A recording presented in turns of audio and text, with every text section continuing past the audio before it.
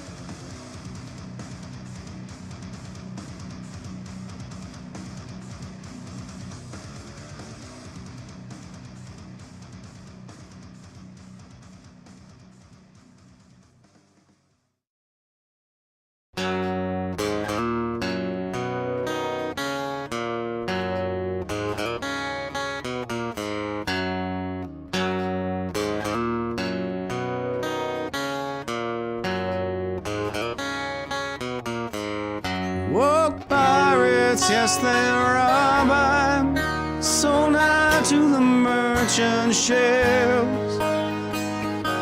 Minutes after they took out from the bottomless pit, my head was made strong by the hand of the Almighty. We forward in this generation triumphantly. Won't you help to sing these songs of freedom? It's all I ever have.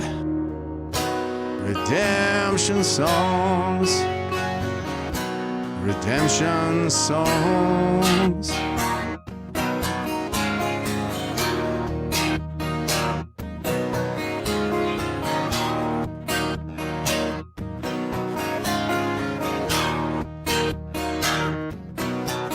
Emancipate yourselves from mental slavery. None but ourselves can free our minds. Oh, have no fear for atomic energy, 'cause none of them can stop the time. How long shall they kill our prophets while we stand aside and look? Some say it's just a part of it. Got to fulfill the book. Won't you help to sing these songs of freedom? It's all I ever have. Redemption songs, redemption songs, redemption songs.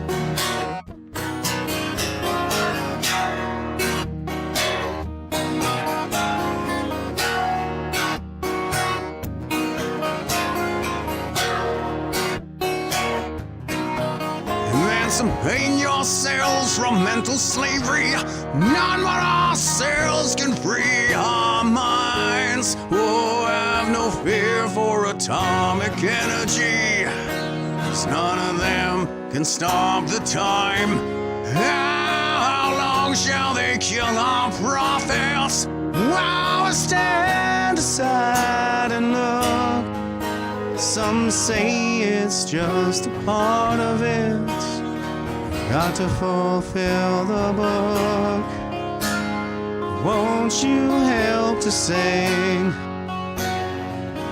these songs of freedom? It's all I ever have. Redemption songs, redemption songs. It's all I ever have.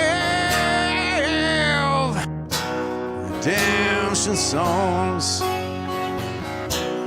redemption songs, redemption songs.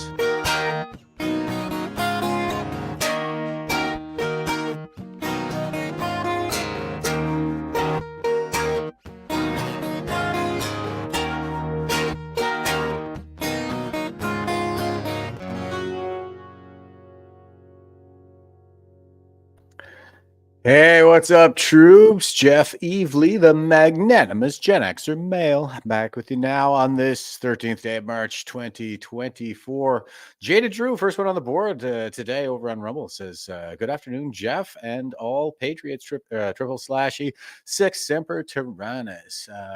Yeah, good afternoon to you, brother. Thanks for being with us. Diagaron's over there, too. He's giving us the triple slashy right back at you, brother.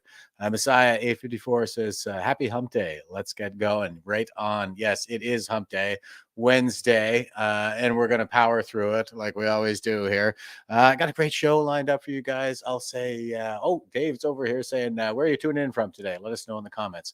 All right. And Stephanie says, wow, second day I'm getting notifications. Yeehaw. Yeah, it's hit or miss. I don't know what's going on over on Facebook. Everybody's always telling me that they don't get the notifications.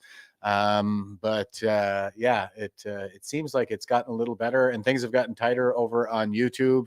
I got a strike on my personal account, so I'm not streaming over there. But Facebook crew seems to be doing pretty good. Yeah, Facebook user says they're here from Edmonton, Alberta. So right on. And let's see, Rob says good morning / afternoon to everyone halfway through the week. Yes, indeed. Right on, brother. And Patricia says, good afternoon. Marion is here saying, top of the day to all. And Jeff, top of the day to you. And Catherine says, good day. Cindy's here, says, beautiful day again today. Jeff Hart's 70 Fahrenheit expected. Good afternoon, friends. Good afternoon to you, Cindy, our most faithful of all watchers. All right, let's go ahead and dive into this sucker here, guys.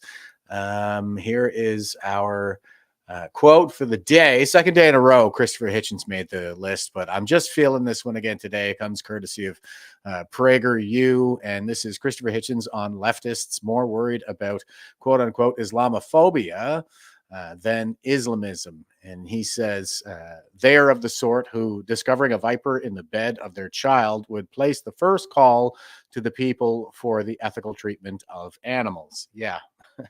Well said, Christopher Hitchens. Hitch always had a way with words like this. He was pretty good at turning a phrase and sort of, convolving that linguistic prowess with the kind of emotional twist that produces impact, in real life. So he was a very powerful speaker, and well said. They are of the sort who, discovering a viper in the bed of their child, would place the first call to PETA, right? And here is Babylon B for our meme for the day. And they say, laid off journalist sits on street corner with sign reading, "We'll call you racist for food." Yeah, check him out. So all of that, of course, is very, I think, thematic for today's episode. Got a lot going on out there as usual, but we're going to start it off with Fox News here. It says Maryland City equity official says she wants U.S. to burn to the ground. Quote, "My ideology can rise from the ashes," close quote. The equity officer tasked with eliminating racism in College Park called to burn it all down, but also says, quote, "I don't want to work." Standard, right? This is pretty standard for the left right now. I'm just going to read a couple of paragraphs out of this one. It's not super big news, but it fits right in with basically everything that's going on out there right now. Okay, so the city of College Park, Maryland, hired a quote unquote racial equity leader to spearhead its mission to eliminate systemic racism in its departments, who has made statements defending violence and promoting the idea of a revolution against the United States. Yeah, that's Marxism. So in case that's missing from the title there, that's the ideology to which he is referring. It's Marxism. And check out our episode that we did with Unconstrained Analytics there called Commie Bastard TTPs if you want to know more about the early writings of Marx and how this is a key feature of the ideology that really comes out of the Frankfurt School that came 4 generations after Marx. And the whole idea, like all of these writings, they're fixated on only how to destroy. Like all they even admit that all they can hope for in their own lifetimes is that the current system is destroyed. They don't even really have a replacement system in mind. They're more concerned with just tearing down the West. Okay, so back to the article here. Kayla Elise Carter supports quote unquote Black liberation through a revolutionary means, and says she is working with some activists to plan, quote, how we will eat and live and grow after we burn it all down, close quote. She was hired to be a, quote, racial equity officer, close quote, under Male Fazl Kabir in 2022. In this role, she oversees an entire team tasked with implementing a quote-unquote racial equity agenda across all city departments, affecting policies, practices, programs, and budgets. Okay, so yeah, you get the idea. It's a diversity hire. This is the Marxism in action under the guise of DEI. So that's wokeism. In a nutshell, is it's repackaged Marxism. Okay, so here is Breitbart, University of Minnesota professor calls to dismantle the U.S. to fight colonization for Palestinians. Okay, so there's a whole mouthful in there that really this is why I wanted to dive into this. But so this is a professor, and she's calling to dismantle the U.S. That's like a Marxist agenda to fight colonization, which is a Marxist narrative. And this is something that I point to quite a bit, how they started this, they being the Russians initially in the 50s, they started this narrative of anti-colonialism, which is, for the purpose of exacerbating any colonialist grievances with, in order to incite the race war, essentially, and balkanize our society.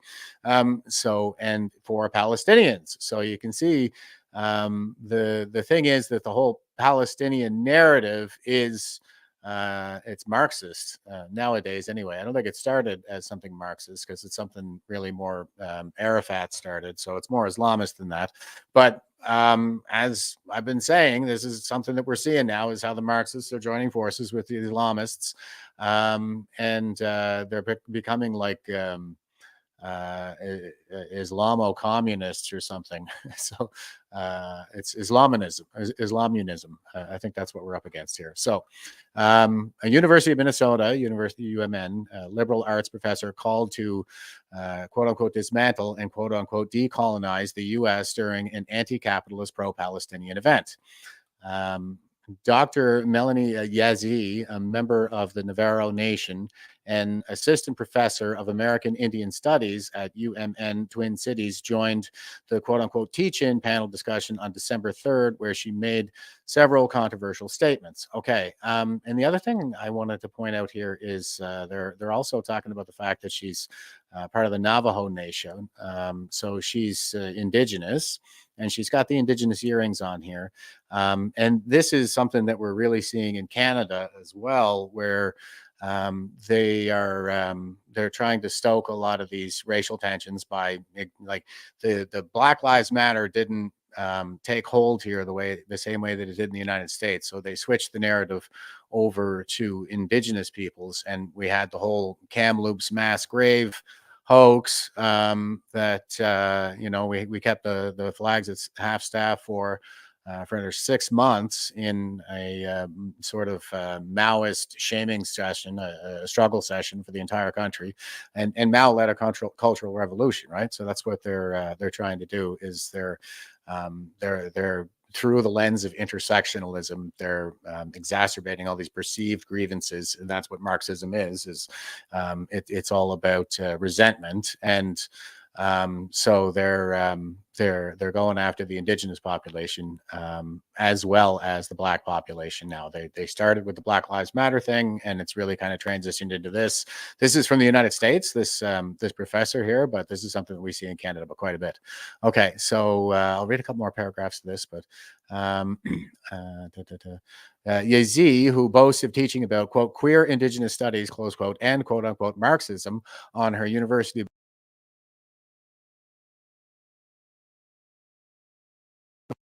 for Palestine and the Freedom Road Socialist Organization, all kinds of intersecting groups there. According to the professor, quote, it's our responsibility as people who are within the United States to go as hard as possible to decolonize this place because that will reverberate all across the world, close quote. Quote, because the United States is the greatest predator empire that has ever existed, close quote, she explains. The professor co-founded the anti-colonial and anti-capitalist group, the Red Nation, which hosted the Palestinian event at the New City Center for Healing Justice in Minneapolis. Yazzie said that her group wants the U.S. to get, quote, out of everywhere, close quote, including, quote unquote, Palestine and, quote, Turtle Island, close quote, a name used by some Native American activists to describe North America. The Turtle Island thing has been popping up quite a bit. This seems to be a new feature in the Marxist narrative that is targeting indigenous peoples in particular. Quote, and that goal is to dismantle the settler project that is the United States for the freedom and the future of all life on this planet, close quote. She continued, quote, it very much depends on that, close quote. So yeah, you can see that this is another one, the settler. That's something that we see a lot in this Marxist narrative around Indigenous peoples, not just as it applies to Canadians, but also as it applies to Israel. The leftist activists continued to imply that, quote, the entire world, close quote, changed on October 7th, Hamas terrorist attack in Israel, in which Hamas terrorists slaughtered more than 1,200 Israelis, claiming that, quote unquote, Palestine paved the, quote, alternative path for native nations. Alternative path for native nations. Does she mean that they should engage in massacres? Is that what she's suggesting? I don't know.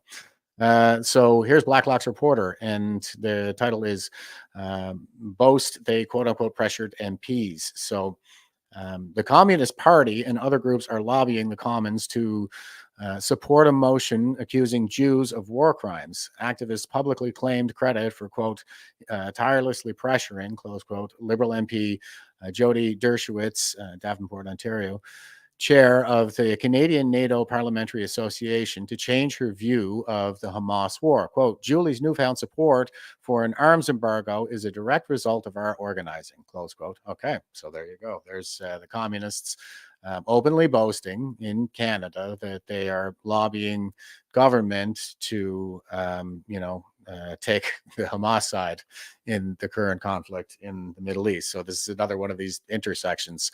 And it was one of the other narratives that we've seen. Well, it's not just a narrative, but it was Judith Butler, who is a seminal author in the progressive movement, was saying that Hamas was part of the progressive movement, part of the global progressive movement. So that's what progressivism seems to be through the intersectional lens right now, is this marrying together of the communists and the Islamist movement globally. Okay, so here's Brian Pacifume on X, and they say, new, Canada will resume funding to UNRWA. So UNRWA, of course, was already not just complicit in October 7th, not just letting Hamas use their facilities to store weapons and from which to launch attacks, but as it turns out, multiple employees of UNRWA actually participated in the massacre of October 7th. So they didn't just spectate and they didn't just facilitate, but they were participants. Okay, and the passage highlighted here says, today, the Honorable Ahmed Hassan, Minister of International Development, announced that Canada will be lifting its temporary pause on funding to the United Nations Relief and Works Agency for Palestine refugees in the Near East, UNRWA. So they're going to go back to funding this terrorist affiliated, facilitating, and apparently harboring organization run by the UN. And next line here says, Canada has reviewed the interim report of the UN Office of the International Oversight Services on this matter and looks forward to the final report. Canada commends the independent review of UNRWA currently underway, led by Catherine Colonna, and anticipates reviewing the report assessing UNRWA's neutrality mechanisms. Sure they are. Okay, so they're going back. They put the pause on the funding for a little while there when a lot of this stuff started coming out, and now they're right back into it. And I don't even think they missed a payment. So here's True North, and they're saying Immigration Minister Mark Miller says the government cannot conclude that UNRWA is a terrorist organization and accuses Pierre Poilievre of, quote unquote, stigmatizing Muslims. That's the Islamophobia narrative. And that comes right out of a UN resolution from 2009 that was dubbed the blasphemy resolution, and Iki Khalid was she's a member, or she was a member of Muslim Brotherhood affiliated student group, which she was in university, and she's also the author of M103. So okay, so here is Mark Miller. The alleged employees that have participated or supported the events of October 7th and the massacre of Jews is something that for which they need to be held for account. You cannot at the same time necessarily conclude that UNRWA is a terrorist organization, as Pierre Poilievre has suggested. I think he's playing a very dangerous line of stigmatizing Muslims generally. That's a game that they have played in the past, and him in particular is notorious for having played that game. I think everyone knows what that smells like. But at the same time, we need answers as a government before reestablishing funding, and I think that's something that the Minister of International Aid is attempting to get. And for considerations about the timing of that, of any further funding announcement, it's really up to the Minister of International Aid to answer for. All right. So here is on the other side of that. This is Israeli Defense Forces, their X account, and they say, "quote." Well, I'll just let the guy say this. I'll let him speak for himself here. But well, I was just going to play a couple of minutes of it. Okay, I'll read the quote. It says, "Over 450 UNRWA employees are military operatives in terror groups in Gaza. This is no mere coincidence. This is systematic. There is no claiming, quote, we didn't know." Watch the full statement by IDF spokesperson Rear Admiral Daniel Hagari regarding UNRWA workers that were involved in the October 7th massacre and kidnapping innocent Israelis that are still held hostage by Hamas. Okay, so we'll play a couple of minutes of this. But we have an obligation to share the truth about what happened on October 7th, 150 days ago. We have a duty to expose the truth about those who took part in this brutal massacre. Today, we are declassifying a call that we intercepted, made by Youssef Zidan Suleiman Khawajra, a Hamas terrorist who took part in the massacre of October 7th. But he is not just a Hamas terrorist. He is also an UNRWA employee working as a teacher in a UN elementary school in Gaza. The terrorist is heard speaking on the phone roughly 7 hours after Hamas began invading Israel, murdering, mutilating, massacring, kidnapping, raping, and burning entire families alive. On the call, you can hear him bragging about Sabaya. Sabaya is a female captive that he got on his hands. He's talking about one of our girls. He's talking about one of our women. The term Sabaya, used by this UNRWA worker, is an Arabic term meaning female captive, who is a possession of a captor. Sabaya is exactly the same word used by ISIS to describe the Yazidi women they captured and did horrific things to. I want you to listen to the conversation. I want you to hear the tone, how they brag, how they laugh, how they talk about women, how they call her a noble horse. Listen. أبو حسن خالد معك كيف حالك؟ سلامات. وين ايش اخبار؟ وين انت؟ وين الشباب والدنيا ودين عنه؟ Sorry, guys. I'll give you the translation for anybody just listening here. Okay, so they're just, yes, Abu Hassan. So they're just getting started here. I'll mute that. And yes, Abu Hassan. Yes, Alad, how are you? Hello. Where are you? Where the female captives, Sabaya, are, everything's a mess. You and Abu Hassan are not doing anything. Stay like that. Aren't doing anything. Stay like that. Shut up. We have female captives. Sabaya, I got one. Shut up. Shut up. How are you? All right, my friend. Where are you? We're back home. How are you? All right, shut up. Everything is fine. Did you find anything? What? Did you find anything? We brought a horse, probably meaning a woman. What did you bring? A horse. Brought a horse? A noble horse, not just any horse. You and who else brought? Me and Abu.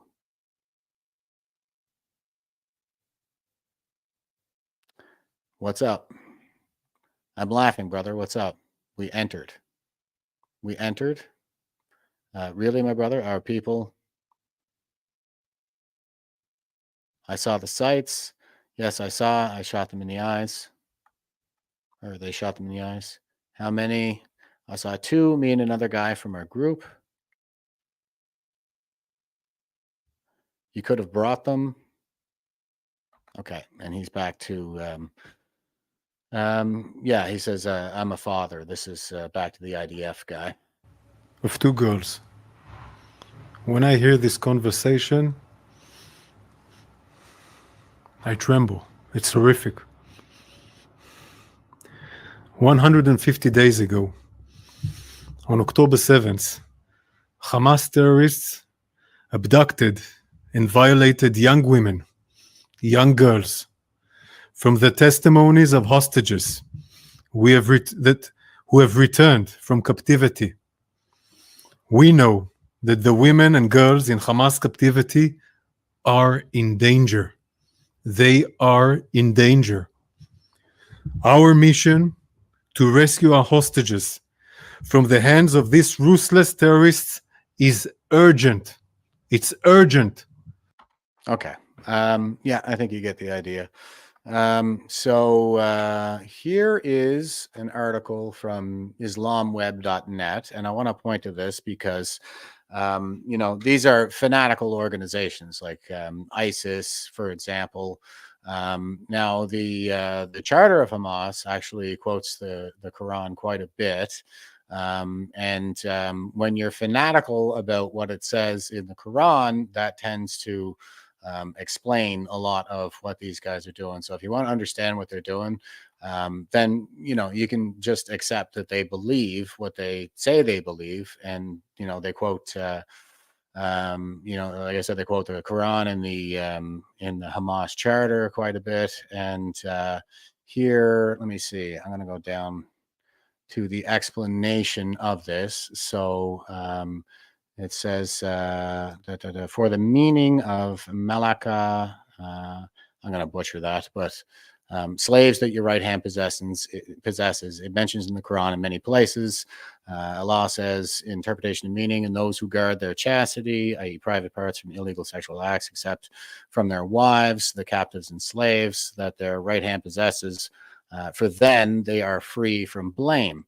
The term includes the slave girls and slaves in general who are under control of a free Muslim. As a rule, the only channel of producing this segment of society is jihad and the cause of Allah. Slavery was common without control before Islam in all nations, so Islam retains this system as a rule, but sets regulations that control, govern, and try to root out such a system.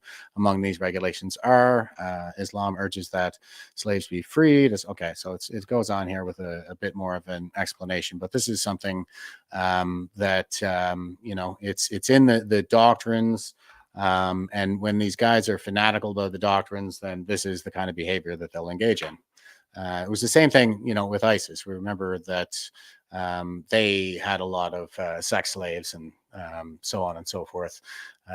So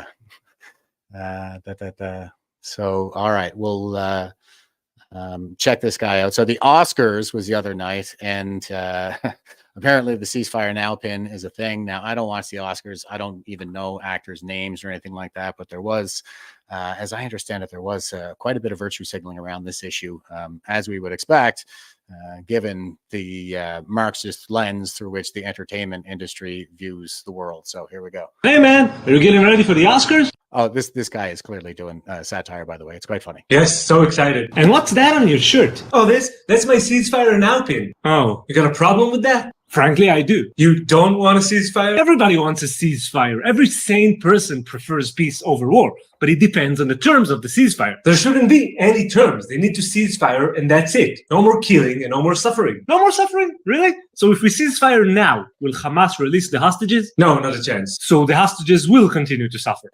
And if we ceasefire now, will Hamas be dismantled? I don't see how that's gonna happen. Okay, so the people of Gaza will also continue to suffer. Well, and tell me, if we ceasefire now, will UNRWA keep on working? The aid organization who teaches the kids of Gaza to become martyrs? No, probably not. So basically, if we ceasefire now, nothing will change. If you think about political stuff, then yeah, but we'll have a ceasefire. We also had a ceasefire on October 6th, and you know what happened then. Yeah, but this time is different. Hamas will pledge to stop all attacks. Just like he pledged 2 years ago? I actually don't know. Of course you don't. Well, since Hamas rose to power in 2007, a ceasefire was signed in 2009, 12, 14, and 21. And every single time, Hamas used the ceasefire to arm itself, and then he broke the ceasefire. So why should Israel trust a new ceasefire, especially after what happened on October 7th? I don't know, man. Look, everybody's wearing the pin. Billie Eilish wears it. Billie Eilish? Yes. Billie Eilish, the professor of geopolitical conflicts in the Middle East? No, Billie Eilish, the singer who never set foot in the Middle East. Oh, okay. So tell me, did Billie Eilish call for a ceasefire on October 7th? Let me check. No, she didn't say a word during the massacre. Okay, but 6 days later, she posted an ad for her tarantula t-shirts. But she's really famous and cute. So she must know what she's talking about, right? Yes. No. Billie Eilish and all of her famous friends who never been anywhere near the conflict zone and really don't know anything about it, they all say, ceasefire now. But they didn't say anything when Israelis were raped, tortured, and executed in their living rooms. Okay. And they don't care that a ceasefire now is basically a reward for Hamas. We'll get to keep the hostages and rebuild itself in preparations for another attack that will definitely come in a year or two, just like all the times before. And then, when Hamas will once again butcher as many Israelis as possible, Israel will once again retaliate, and then Billie Eilish and her friends will once again call for ceasefire now. Probably. And in this way, the war cycle will never end, because every ceasefire makes sure that Hamas gets to keep his power. And in this way, the civilians of Gaza will continue to suffer as human shields for Hamas or potential martyrs for UNRWA, while the civilians of Israel will continue to run to the bomb shelters every day and live in constant fear of terrorists breaking into their houses while they sleep. Anything else? No, I'm done. Great ceasefire, by the way. Yeah, I'll take the pin off. So, yeah, pretty good. Well done, whoever this guy is. You know, it's entertaining, but he also kind of lays out all the points rather succinctly there. And let's see, Guerrilla Radio over on YouTube is saying, does Jeff know that if it wasn't for the Muslims, Jews would have completely enslaved us already? Each Jew gets 2,400 slaves. I will never be a slave. Well, neither will I. But there's an important distinction to be made there, I think, because the Jews were defeated by the Romans in like the 2nd century, 3rd century. So, yeah, and I mean, they razed the temple and all that stuff, and actually, you know, renamed the land Palestinia. That's where it comes from. It was Judea and Sumar before that, but the thing is that the Romans defeated the Jews and basically imposed Roman values on them, and they've lived in the diaspora ever since. But in the case of the Muslims, they conquered the Romans, right? They collapsed the East Roman Empire, which historians call the Byzantine Empire, but the citizens would have considered themselves Roman. You know, I mean, modern day Istanbul was the eastern capital of Christendom, Constantinople, up until 1450. So, yeah, so there's an important distinction to be made there, where, you know, the Jews were integrated and Romanized, whereas the Muslims were not. So there's no like reformation like there was with Christianity, which is really kind of what's required, I think, you know, in order to moderate Islam more broadly, and that's got to come from within. That's going to be somebody like Majid Nawaz, and you know, other reformers like Rahil Reza in Canada here that you know, hopefully could lead the way and be something like a Lutheran figure. But right now, yeah, it's basically there's you know, it's sort of still very fundamentalist, I think, to a degree that we don't see in the other Abrahamic religions and more broadly. So it's only 1,400 years old too. It's newer than the other religions. I think Christianity is probably older than we think as well. But anyway, here's Andrea Lee, Special Rebel Rapporteur, and she says, they won't do it, so I will. Who is funding some of the massive grassroots Palestinian protests in Canada? They are planning on shutting down Ottawa tomorrow. I'll tell you exactly who is organizing it and funding it. A thread. So this is going on today, I guess, in Ottawa. We should be watching Chris Stacey's feed and see what's going on in Ottawa today. But The poster is Gaza Human Rights Movement, March 13th, Ottawa at 4 p.m. So, and she's retweeting Peter here, who says, this stuff is super well organized. It would be nice if some of the journalists who lied about the trucker convoy spent some time figuring out who's funding these protests. So Andy's going to dive into this. She's done some wonderful work. And of course, this is a pretty big thread. And I got another big thread lined up after this. But here we go. So she says, this event poster for the protest in Ottawa tomorrow is shared by the Palestinian Youth Movement, the PYM, on their Instagram. It calls for a, quote, global day of action, close quote, to, quote, stop the war in Gaza, close quote. What is the Palestinian Youth Movement? They describe themselves as a, quote, transnational, independent, and grassroots movement of Palestinian and Arab youth struggling for the liberation of our homeland, close quote. They also run a backup account at, quote, Pali Youth Movement, okay, close quote, transnational, okay. The collaborators tagged into the event with the PYM are SJB Carleton, Labor for Palestine Ottawa, and INSAF University of Ottawa. Let's have a look at them first. So she's just showing the different collaborators here from the website. SJP, Students for Justice in Palestine. Carleton raised funds in conjunction with other organizers, which are donated to Islamic Relief Canada. They also have another fundraiser on the site where you can donate to various causes or sign petitions. If Islamic Relief Canada sounds familiar, that's because they launched a defamation lawsuit to fight against, quote unquote, misinformation. They won the lawsuit claiming that allegations were, quote, unfounded, close quote. Islamic Relief Canada also received millions from taxpayers in federal grants. NGO Monitor has this to say about them as an affiliate of Islamic Relief Worldwide, the IRW. The U.S. State Department cut ties with IRW due to, quote, anti-Semitism exhibited repeatedly by IRW's leadership, close quote.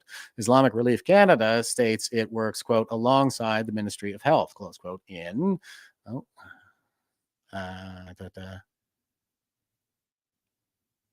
states it works alongside the Ministry of Health in Gaza. This is a Hamas entity. So there you go. That's Islamic Relief Canada. So it's a Hamas entity. Let's move on to Labor for Palestine Ottawa. It's a, quote, pan-Canadian network of labor activists in solidarity with Palestinian workers and communities in their struggle for liberation, close quote. They feature standoffs with law enforcement prominently on their Instagram, claiming that bylaw officers and the police are, quote, harassing, close quote, their community. They have another fundraiser going. You can e-transfer funds to them in their, quote, community defense fund, close quote, which will go towards tickets, legal defenses, charges that may occur, and, quote, other costs identified by PYM, IJV, and L4P, close quote, to, quote unquote, grow the Palestinian solidarity movement. Sounds very Marxist even with the solidarity. What is the, quote, Palestinian Solidarity Movement, close quote? Click on the link provided and it takes you straight to the BDS website. BDS stands for, quote, Boycott, Divestment, and Sanctions, close quote. BDS was, of course, responsible for the recent boycotts and harassment of Jewish businesses in Canada. BDS maintains a, quote, list of shame, close quote, on their site dedicated to identifying Jewish businesses to boycott. Cafe Landwehr is listed as a target. Diners were harassed and intimidated at the cafe. Other companies on the list have been vandalized, prompting hate crime investigations. And of course, there's another fundraiser on the BDS movement website, which is, quote, essential to keeping this movement growing, close quote. You can donate once or monthly in US dollars. The plot thickens. I thought these were domestic grassroots protests. Let's circle back to the ringleader, the Palestinian Youth Movement.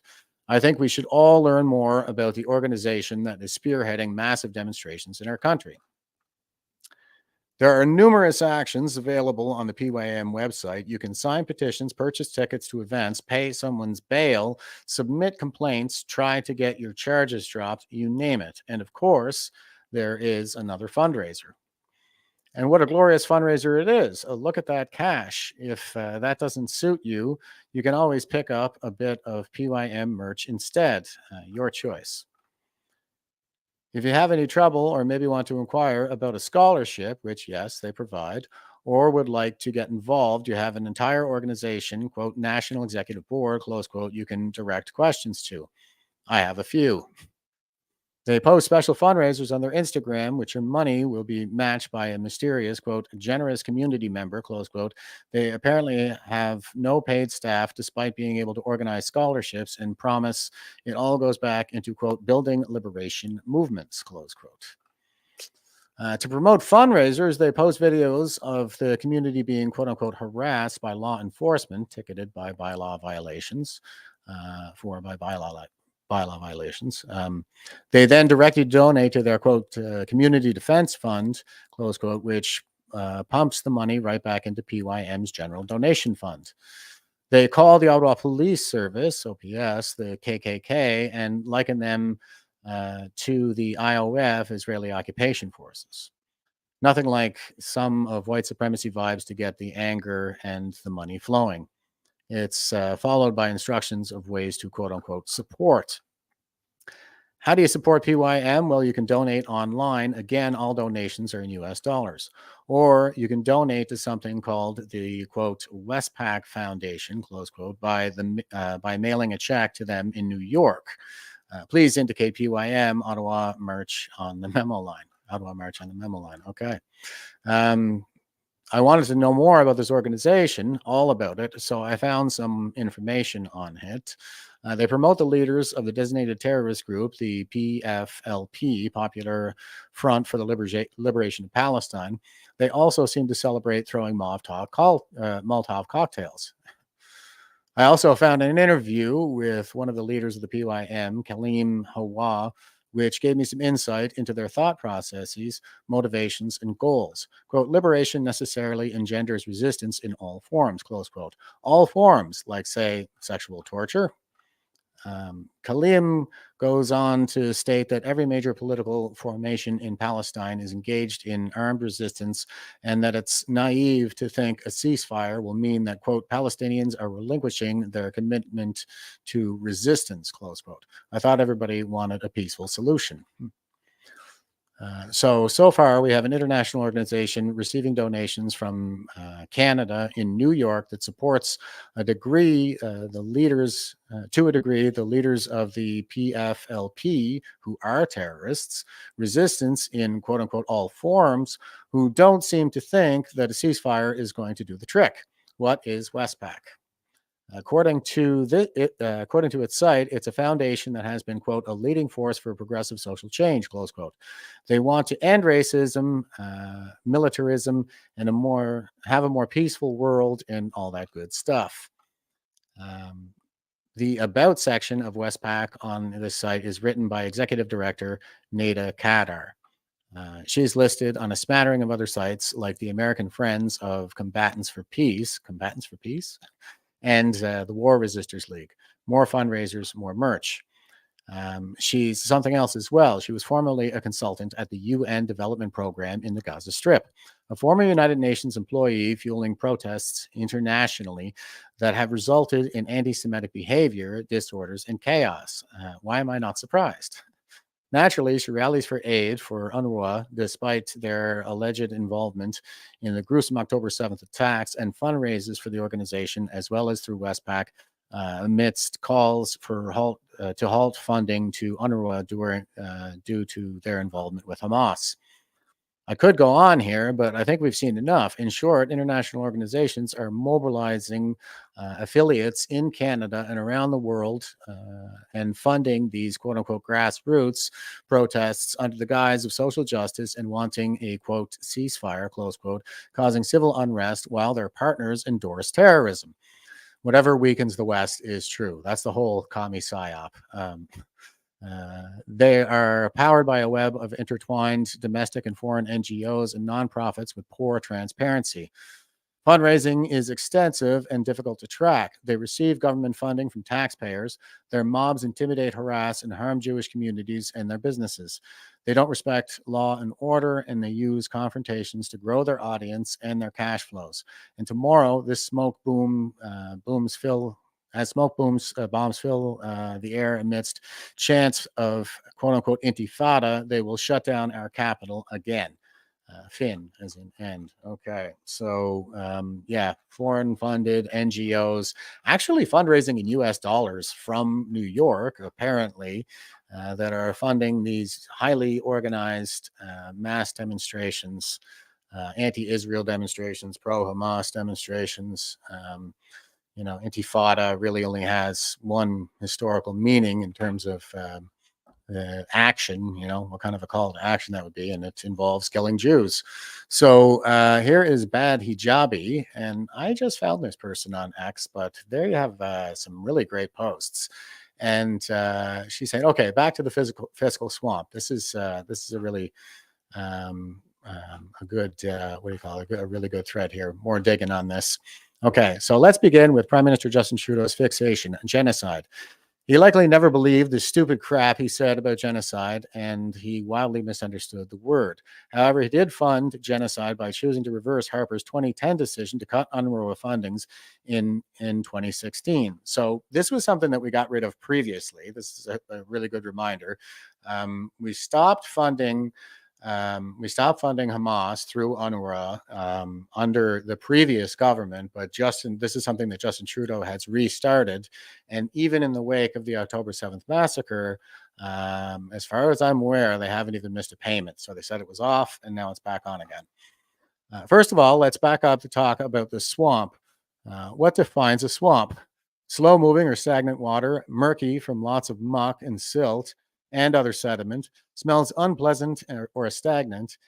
You can't swim, and it's also you can't swim in it. It's all sorts of nasties in it.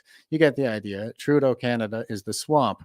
A swamp requires slow-moving waters and high soil saturation to thrive as a swamp. Here is an example of the progressive hubris that characterizes the Trudeau regime's policies. Trudeau restored UNRWA's funding, ignoring the concerns raised by the Conservatives. And she's retweeting this story here. Naya Vandersil, she's another good account there to follow, Canadian, is tweeting out an article that says Liberals restore $25 million in funding to controversial Palestinian aid agency. Serious reservations about the UN agency's alleged Hamas ties persist despite assurances.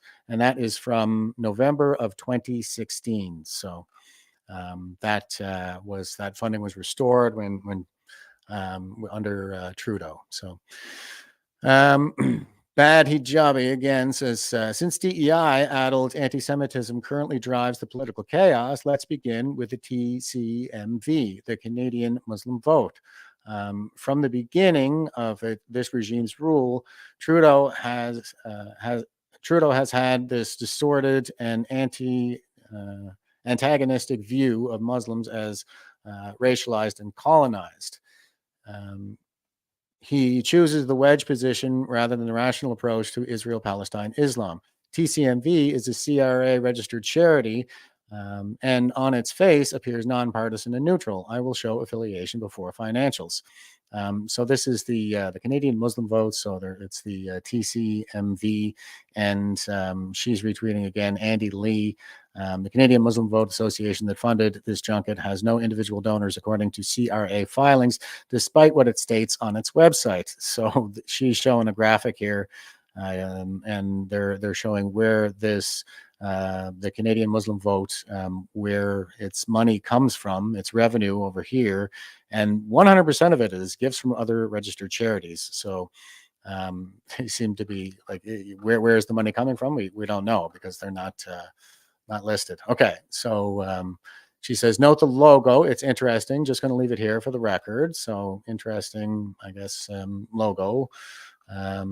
Keep that in mind. I guess if you're just listening, it's just a series of lines, really. Like you have these parallel lines and then these diagonal lines. But anyway, it's It's going to come up again.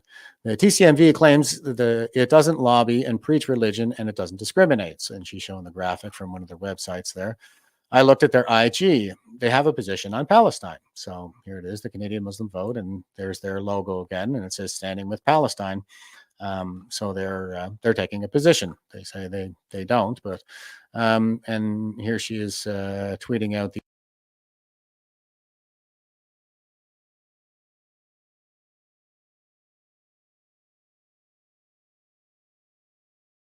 can, which has ties to the Muslim Brotherhood. So they changed the name, and here they're tweeting out, quote, "We are also gravely concerned about the settlements and evictions of Palestinians. We need to see a return to conversations and dialogue and de-escalation. NCCM, IR, Islamic Relief, IDRF, the International Development Relief Fund." So she's tweeting out it's the same, what do you call it, the Canadian Muslim Vote, their logo. And again, she's just showing what's on their website about Palestine. So they're taking a position on that. What's IDRF, do you ask? UNRWA equals Hamas, Al-Shifa, Hamas base of operations and refuge. I think that's a reference to the Al-Shifa hospital. Yep, medical supplies to the Al-Shifa hospital. So this is what, how is IDRF helping? And fresh food and food parcels. We have partnered with UNRWA, and they're providing medical supplies to the Al-Shifa. And she continues on here. Their expenses are interesting. That seems high for office supplies for 30 people. I don't know. And so she's highlighting here. Here's their total expenses. And they have the office supplies coming in at $65,960 for 30 people. So it's sus. They could be funneling that into, helping Hamas. So you can check them out. And she's got this, the charitable organization, and some graphs along here. Moving along, they are concerned about biased statements about Israel-Palestine. They link to CARE, an organization listed and identified as co-conspirator of Hamas, apartheid system in Israel. Another one of those, I think, Marxist narratives that's being applied to Israel. What's HMA Canada? So she's got a couple more graphics there. This is High School Muslims Association, a religious organization. Here's the IG, and she's showing a bunch of pictures from that. Remember, TCMV is not preaching and it's not discriminatory. It says so on its website. Here is the IDRF board. She's got the list of all the names there. Here's the TCMV board. Farouk is the former CEO of NCCM, National Canadian Coalition of Muslims. And she's got all the names listed there. So who finds TCMV who funds, I think she means, other registered charity, which other? IR Canada gave TCMV $156,000. Here are the other charities who funded TCMV, and she's got 24 of them listed. TCMV spent $20,000, $786 on office supplies for one full-time employed and 2 part-time employed people. This seems excessive. Computer, telephone, and subcontractors are listed. Does Free Geek Toronto not assist in profits and charities to obtain computers? FG did this in Vancouver before they folded. Anyway, to compare, the IDRF spent $66,000 on office supplies for 27 full-time and 3 part-time employed people. Well, that's quite the difference okay. So we are publicly funding the delusion that counterterrorism and forensic evidence of Muslim charities is, quote, systemic Islamophobia, close quote. NCCM and IR Canada and the Islamic Studies Institute at the University of Toronto are driving the information operation. Get out the vote, Muslim style. TCMV preys on Muslims' fears, telling them about systemic Islamophobia boogeyman under layered suspicion, and is mentioned here. You can look at the video. They shared the speakers they choose to feature in their non-religious, non-partisan website presentation of facts for voting Muslims. Ibrahim Hindi is on the page, for example, and they're just sharing out another graphic here of that page. So yeah, here is another one of these Marxist praxis, I guess, where they're appealing to Muslim groups. Again, that lens of intersectionalism. We see the communists joining force with these Islamists in their shared desire to destroy the West, and they're marching in the streets. Who's Hindi, you ask? This guy with Farber, who spewed his anti-Jewish vitriol. Remember, TCMV doesn't discriminate. They aren't partisan, and they are just getting the vote out because Islamophobia means the world against Muslims, etc. Okay, so she's retweeting a video of Bernie Farber's ally Ibrahim Hindi incited hatred. Yeah, so you can just see these connections, like they're deep and they're at their highest levels as well. She's tweeting out a screen cap here of the Canadian Muslim Vote. TCMV is a national, nonpartisan, nonprofit, grassroots charitable organization aiming to increase civic engagement and education within the Muslim community. Okay, so yeah, you guys buy that? They have an affiliated partnership with MAC. Yeah, she's the TCMV and the MAC. Yes, that's Max. CRA revoked their status, and they accused CRA of systemic Islamophobia. So they got their status as a charity revoked, and that's Islamophobic on the part of the CRA. Wrote about this guy, Sarah Khan, AKJ, wrote about MAC in November, and many other clever writers wrote about them in the past. You know who you are. Further to the Irfan being listed by this CRA, and this being suspected as an example of, quote, systemic Islamophobia, close quote, in the underlayers of suspicion report that cost taxpayers a cool $25,000. Facts that reveal a pattern of corrupt behavior are systemic discrimination, apparently. Here's the evidence from the CRA. And she's got Appendix G and this link to the uploads and appendices here. So well documented, it seems. And a couple of screen caps of there. This is the CRA stuff again, if you want to go check that out and see what kind of evidence they actually put into this.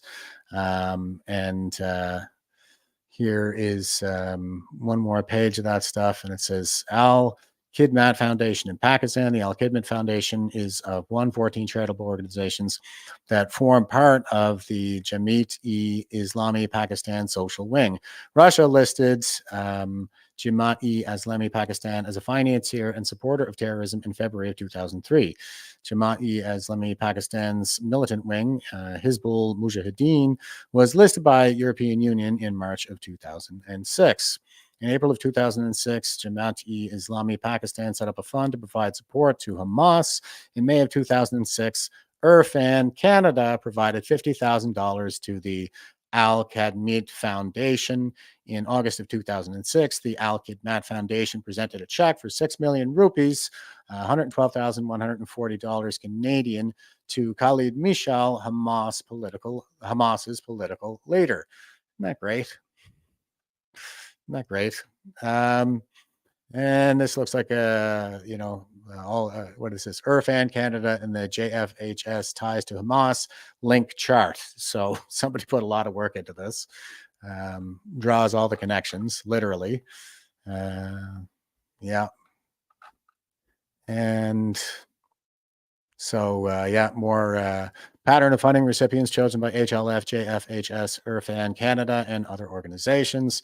So, yeah, looks like these charities based in Canada are funding Hamas in particular, and who knows what else. And I'm just going to carry on, I think, because there's all kinds more. She's up to 47 in this tweet thread as I scroll down. Yeah, if you're wondering where this stuff is coming from, it's coming from these NGOs and fake charities with connections to overseas terrorist organizations.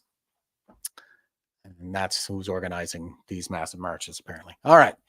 So here is Boer Boel on X, and they say Houthi special forces conducted a rehearsal raid on an Israeli nuclear facility. This is incredibly easy to critique any unit conducting live fire training, but they established a fire base, breach and assault so quickly, and shooting back through cinder blocks I do not advise. Okay, so this guy is he's an Afghan vet. He's one of ours, and he says good at war, Canadian-born, 2nd Platoon, Red Devils. I put apples in my charcuterie. Okay, right on. So anyway, I thought this was interesting. He's tweeting about what's going on with the Houthis right now, and this is something like they're doing like helo boarding operations now, where they're landing choppers on the decks of ships in international waters, and like that's a pretty substantial military capability. There are a lot of countries who don't have that capability, and here the Houthi rebels have it. And this is a video of their special forces training. And again, these guys are one of those proxies for Iran over there in the Middle East. They basically have about half of Yemen territory under their control, and they're launching attacks into the international shipping lanes that go up to the Suez Canal. You have to go right by Yemen for that, and it has the effect of driving up costs for us, lowering our standards of living, and wreaking all kinds of havoc with the economy internationally. So check these guys out. These are Houthi special forces.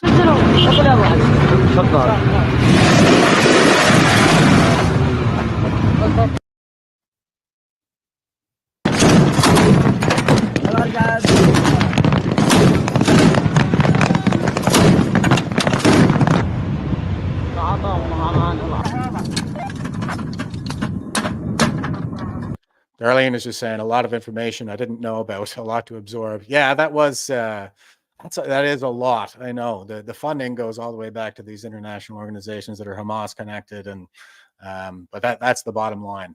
Crazy stuff. Where our authoritarian enemies are on the move, no question about it.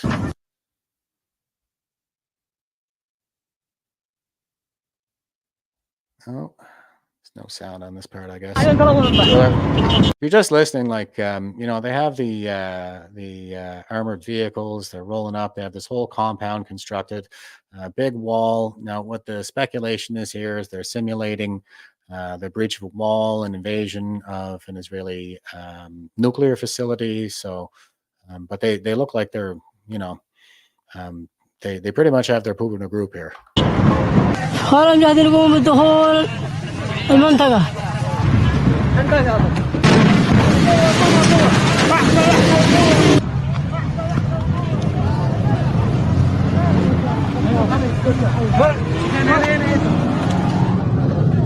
كيف انا جاهز؟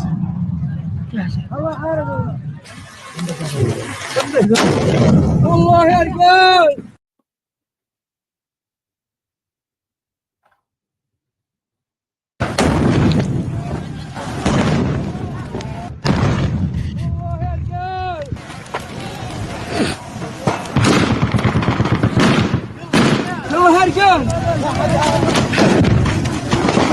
بسم الله بسم الله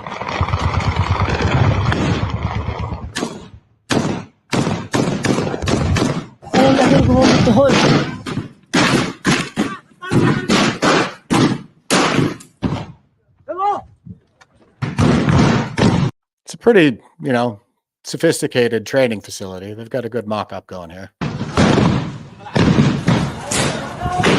right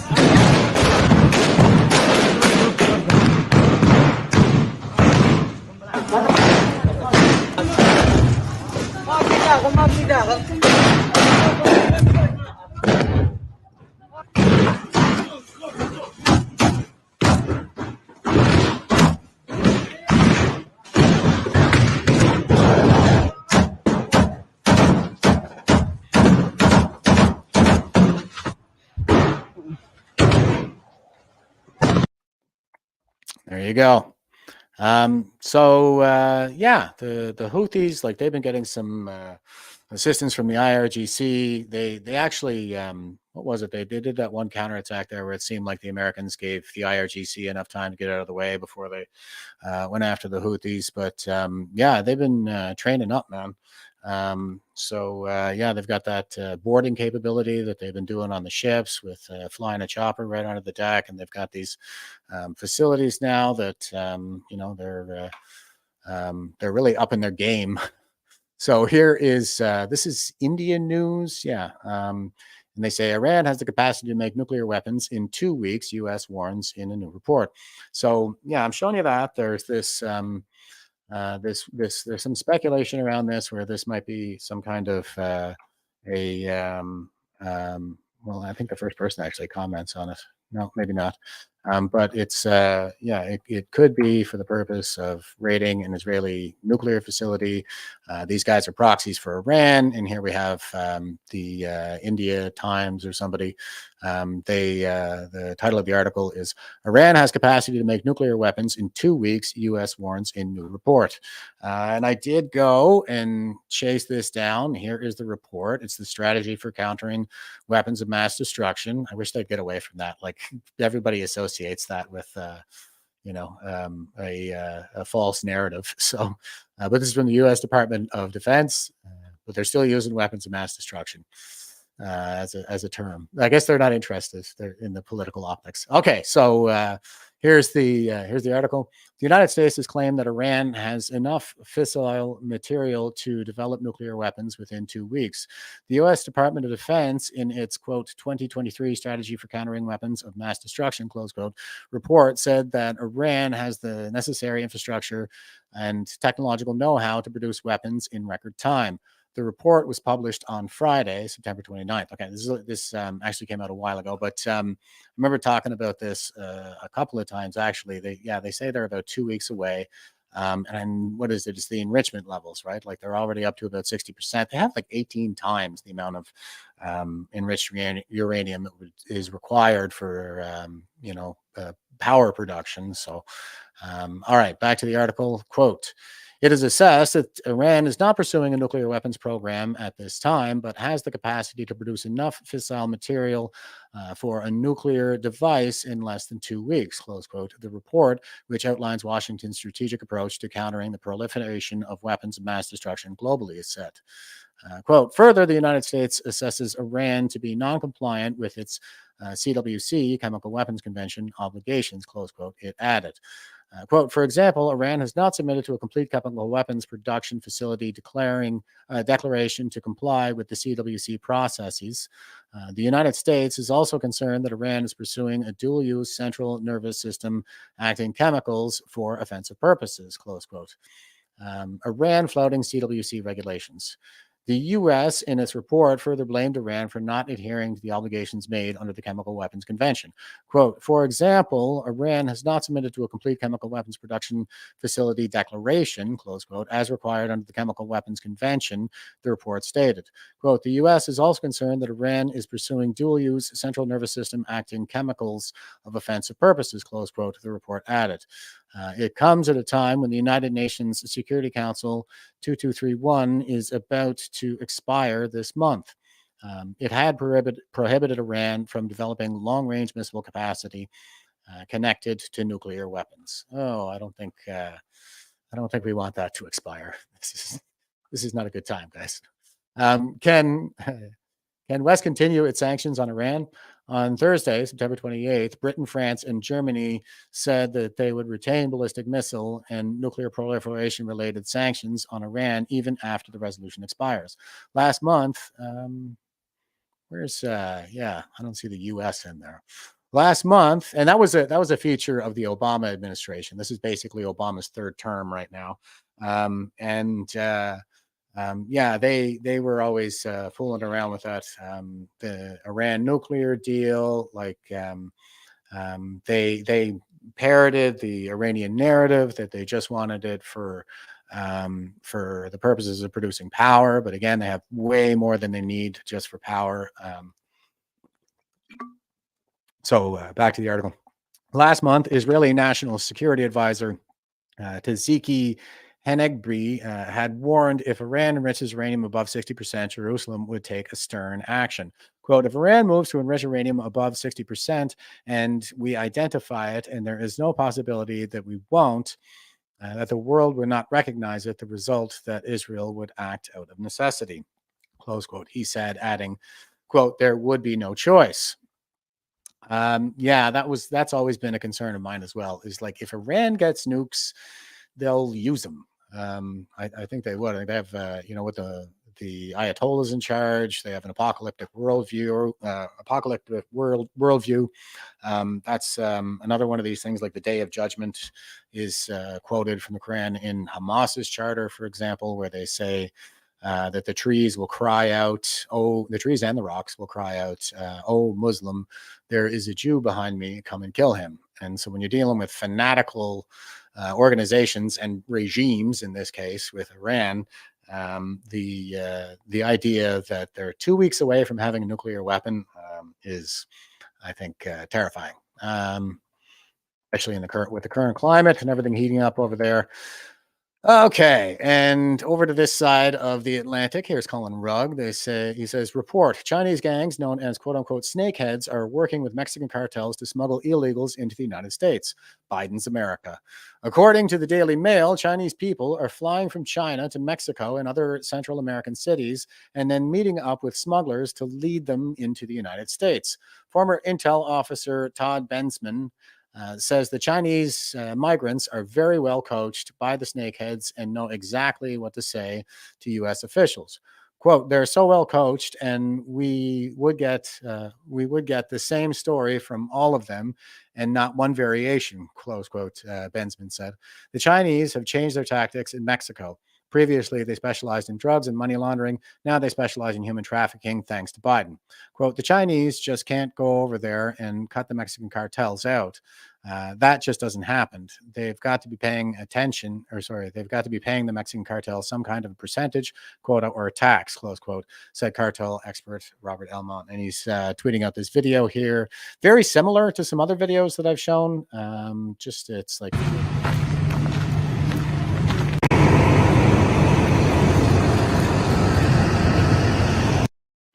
of Chinese nationals, and they all appear to be roughly, fighting age males. This guy's maybe a little bit out of the age bracket there, but I think that's a female there. And here are a couple of females over here, but 2, 3, 4, I think, out of this long line, I've seen females. There's a female, so that's 5. 5 total. Oh, and here's another line. These are probably people they're trafficking, I gather. So, invasion on the southern border in the U.S. And this is part of the strategy. We have higher per capita immigration here in Canada than they do in the United States, but it's all part of the destabilization strategy. So there are Islamists coming in through the southern border. There are also these probably United Front Work Department, Chinese Communist Party proxies coming in as well. So terrorists, saboteurs, subverters in droves. Here's Mario Nofal, and he says 2023 illegal migration grows 10 times in 7 years. So it's gone up tenfold. We see down here in 2017, crossings were 310,531, and in 2023 it was 3,201,144. So that's 10 times as many. That's how much that went up between 2017 and 2023. So between Donald Trump and Joe Biden. So, and he's tweeting out this video here. It's about 30 seconds long. This is a drone video of a massive crowd of people coming over. I got a tent set up here or something for processing, I guess.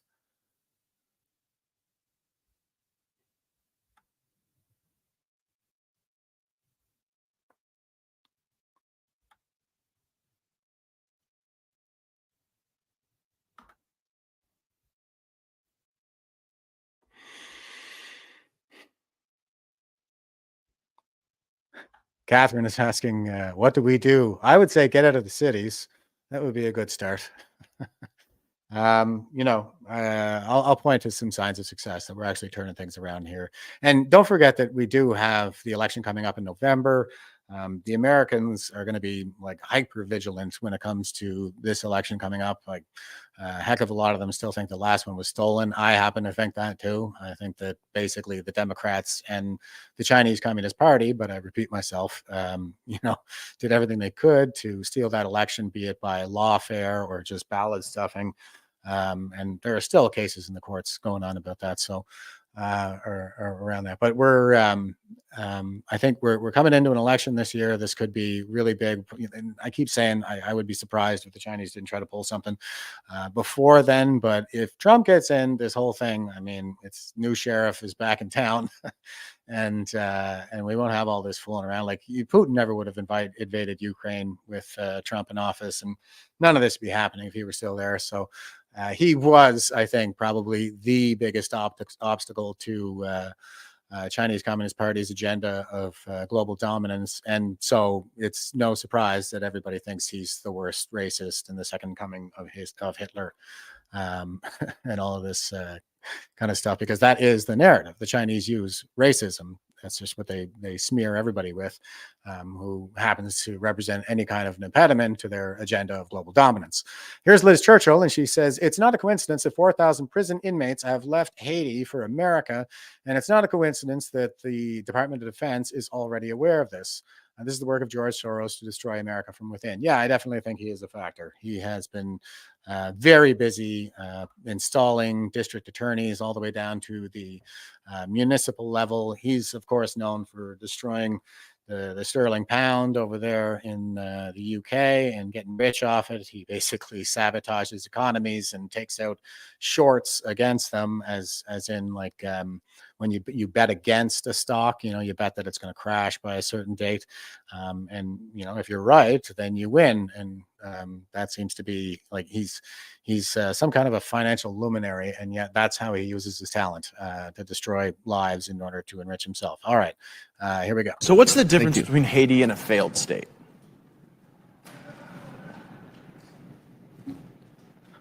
It's telling, right? We can't really identify them because the gangs are in charge. The government has been thrown out. And as a Florida man, I'm deeply concerned about this wave of people that we're about to have, that we are having, coming from Haiti, and it will accelerate because I've gone to Opelika and I've spent time with the folks that are engaged in Operation Vigilant Sentry, and they say the It's Matt Gatz, if you're just listening, and he's been awesome. He's pretty great. Number one push factor that drives these Haitians into Broward County, Palm Beach County, where they don't disperse throughout the country. They stay in Southeast Florida. That driving factor is the deterioration of conditions in Haiti. So what are we doing to prepare for that wave and to ensure that these people are not paroled into the United States as the administration has done with people on the southern border, but instead are repatriated back at the dock at Port-au-Prince? So that would be really bad. Freest state in the union, Florida. If that becomes, if they make a mess out of that the way they're making a mess out of Texas right now, that would be very bad. I don't think that Ron is going to be putting up with that, Ron DeSantis. But all right, here's Matt Gatz. I'll let him finish. Go ahead. Congressman, we're doing a number of things to ensure that we're keeping track of the situation and we're prepared. At the moment, we have not yet seen large numbers, what we would characterize as a maritime mass migration.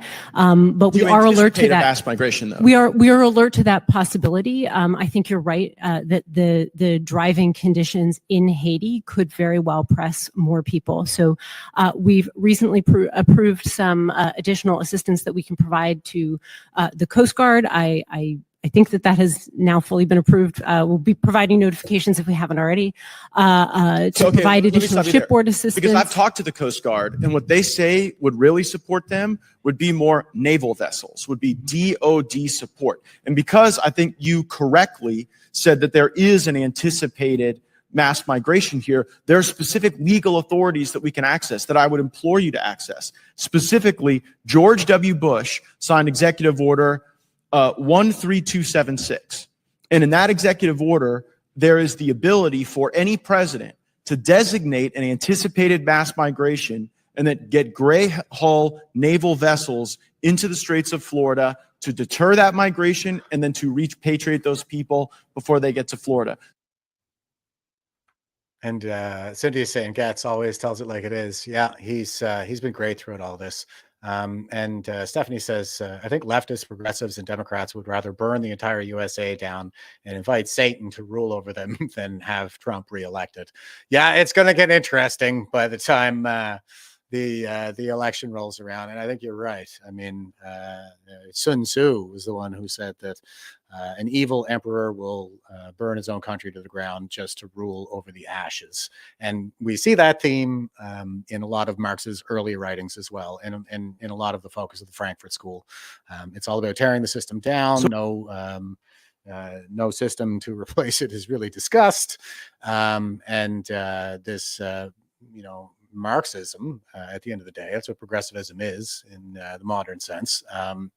That you can see that theme throughout it as well. That's all they want to do, is they want to tear down the system. There's no plan post-revolution. Now, here is New York City, and it's a sanctuary city, and they've been having all kinds of problems there. There's the judge that's the DA and the judge, or the attorney general rather, and the judge going after Trump. There's a lot of these prosecutions that are happening there. And, there's all kinds of crime, and they have migrants in hotels. Sound familiar? Yeah, there's all that stuff going on there. And here's Disclosed TV, and they say now National Guard deploys to subway stations in New York City. So, yeah, they're having all kinds of problems with violent crime.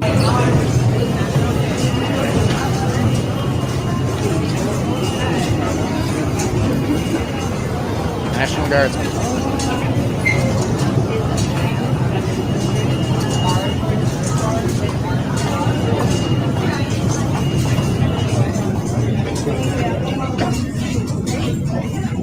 It says container inspection.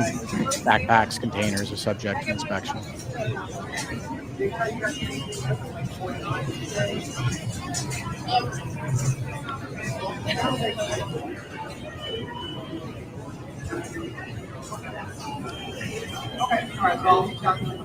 All right, crazy. It's like a state of emergency there. Here's Paul Golding. He says, now Ramadan lights are going up in Oslo, Norway. Europe is being conquered by mass immigration and Islamification. Yeah, I don't know that we can conclude that from what's happening here. They're lighting up a bunch of their crescents, as in like the Red Crescent instead of the Red Cross. They're lighting up a bunch in the street. I think like there's this there's a disparity in the way in the ways that we view this. So I think like a lot of Westerners are taking this as, okay, this is, we're being open and tolerant and welcoming and all of this stuff. But on the other side of things, like if you're any kind of a radical Islamist, then and that doesn't necessarily mean extremist either. Extremist would mean the sort that would engage in violence, political violence, but also you could just be a radical where you advocate for the slow legal changes over time, this kind of thing. So on the one side, I think a lot of people are just seeing it as being accepting and welcoming, and on the other, if you're a radical Islamist, then you're probably going to see it as weakness. But here we go. رمضان يا رمضان يا نفحة الرحمن رمضان يا رمضان شهر جود وغفران رمضان يا رمضان. Rob is saying there are allegedly 8 hotels full of immigrants in the Niagara Falls area. Yeah, I've been hearing a lot of that too. It's just incredible. And Alex Stein did a video. You know what? I don't think I brought it in here, but Alex Stein did a video there recently where he went to one of those hotels in New York, and he brought his wife's boyfriend, Dontarius, I think his name is, he's like the big fat guy, the black guy there, that he just wears his pajama pants or something like that, and he goes around shirtless, and it's pretty hilarious. I probably should have lined that off. That would have been good. Concerned citizen is in London, UK, breaking Forest Gate police station on fire. Over 30 fire engines on scene to tackle the blaze. This is from the 6th, so this would have been last week. I didn't show it here before, but it's just sort of reminiscent, I think, of a lot of what I've seen going on in Europe, particularly since the migrant crisis of 2015. Like, there was a whole spate of arsons in Paris churches. They said that Notre Dame was not one of those. I'm not so sure I believe that. I think, the story didn't really seem to wash either. It was something about welding equipment being left up on the scaffolding near the roof, and contractors were saying no way. But anyway, so arson seems to be a pretty key feature of the communist / Islamist movement. But here we go.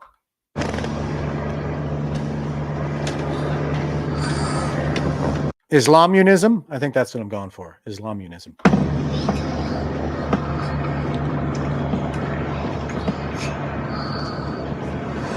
It's getting worse. So that's just footage of this police station burning down. I was looking this up before I went live, and it doesn't seem to. They haven't released the Yeah, go on. In fact, I think they were saying they don't suspect arson, but I am still suspicious. So here is Canadian patriot, British woman attacked and stabbed with a knife by an African immigrant, feel enriched yet. And this is from the 12th. So again, this was yesterday that he was posting this. This is something I saw going around too. And it's just broad daylight attack. This is, he's saying British woman attacked and stabbed with a knife by an African immigrant. So I think migrant is probably more accurate. A lot of these guys just kind of walked in, or they would have taken one of those NGO boats across the English Channel. But a lot of them were making their way to Britain in particular because they have more welfare benefits. So here, I'll just show a couple of minutes of this. It's 30 seconds long. This woman's filming her from across the street. Mom, don't get close! Somebody's trying to stop him. Somebody's yelling. And he's just casually stabbing at this woman as she begs for her life, sitting on the ground. So, I don't think that a lot of Westerners understand that this kind of high value for human life, human dignity, human rights, these kinds of things, they're not the norm necessarily, globally speaking. We in the West are way ahead of the curve on that in terms of, the way we respect human life and try to promote human dignity. Not saying we're perfect. I'm just saying that we're the best, like when it comes to that stuff. So here is Awake the Lions Roar. It happened again. Another European girl was killed at the hands of a migrant in Vienna, and she wasn't the first one this week. And tomorrow it will happen again because the white lives don't matter to our globalist leaders. Well, not to the Chinese. I don't know if everybody's really come to that conclusion the same way that I am, but that's what I'm seeing as the center of gravity in this whole thing. I think we're in World War III. It's not kinetic just yet. It's more like there's unrestricted warfare out there, and that itself is a five-pronged strategy of lawfare, finance, cyber, media, and terrorism. And I think that the immigration piece here is not just about the overwhelming of our systems, but also to bring in as many criminal elements and Islamist elements, people who hate us, who are going to engage in terrorism, to kind of take care of all that dirty work for them. And we'll be too busy just trying to, we'll be too busy at each other's throats, if not trying to defend ourselves from terrorists, to pay any attention to the man behind the curtain. And they'll have us all bought up and owned without even firing a shot. Okay, so this is Eva Vlerdinger-Brook. Not bad. I'll let her speak for herself here. This has been something of a cause of hers for quite some time. So she's pretty articulate on it. Here we go. Oh, video loading. All right. I'll see if I can fix that real quick, because this is a good one. She is pretty fearless, I must say. Very impressive young woman. Oh, come on. It was just playing. Censored? What do you guys think? I'll try that one more time. I do want to hear what she's got to say. A 14-year-old girl has been found dead, drugged, and abused in an apartment of an Afghan migrant in Vienna. This follows the news of 2 children who were 9 and 10 years old that were stabbed by a migrant in Duisburg-Marlow in Germany. And this follows the news of 3 women who were stabbed by a migrant also in Vienna, and a 12-year-old girl that was gang raped by 17 migrant minors also in Vienna. And that's in the last 10 days. That's 10 days in Europe. And this happens all the time. And I can't even begin to tell you how many cases like this I've reported on in the last, few years. It's endless. It's endless. And it literally never ends because nothing ever changes. Our policies never change. And then there's some uproar for a few days. Everyone's like, man, what happened here? And the newspapers, if they even write about it, there will be one headline, one article. And then everybody forgets again. And the list of girls and women and boys and men too who've been sacrificed on the altar of mass migration is too long to even fathom. And we just forget. We don't know. But everybody who argues for mass deportations or who says, hey, we need to close our borders is a racist. But if you're white in this continent and you get killed, nothing happens. Nothing happens. The whole world was up in arms about a drug dealer who was murdered in the United States, George Floyd. Drug addict. Your white 14-year-old girl found dead and raped in an apartment of a migrant in Vienna. Nobody even knows your name. Nobody knows your name. And I swear, I'm thinking about this now. I filmed documentaries before. I will do it again. No, someone needs to make a film about this. Somebody needs to put a face to all of these victims, to all of these girls, to all of these women, to all of these boys and men who've been murdered by people who should have never been here. If it's the last thing I'll do, I'm making this promise to you right now. I'm emotional about it. I'm going to make this film. I'm going to make this film because something needs to happen here and we can't just forget their names. We don't even know their names in most cases. I'll make the film. Okay, so keep an eye out for that. I certainly will. Anyway, I'd love to see her make a film like that. This is definitely something that people are lacking awareness about out there. And Rob was just saying the Quran guarantees paradise to those who, quote, migrate in the name of Allah, close quote, and dies in their new country in order to spread Islam. This is why we see mass migration all over. It was a driving force behind the UN Compact for migration. Yeah, that sounds about right to me. I'd buy that. I'm always talking about how the Organization of Islamic Countries, it's a block of about 80 countries that all vote as one, amorphous blob. And they tend to advance a lot of policy at the UN, like I mentioned, the 2009 blasphemy resolution from back then.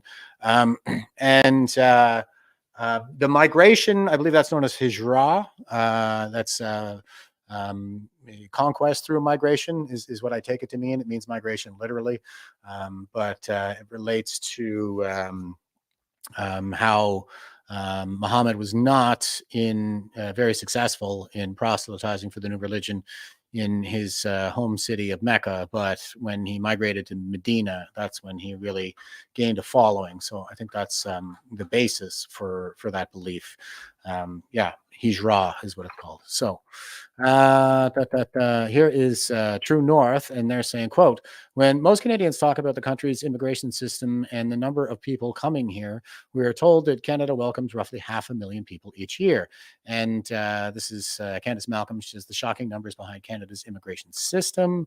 And I think I have this lined up on the next tab, but I'll click the link just in case. So here is the article, True North, and they say when most Canadians talk about the country's immigration system and the number of people coming here, we are told that Canada welcomes roughly 500,000 people each year.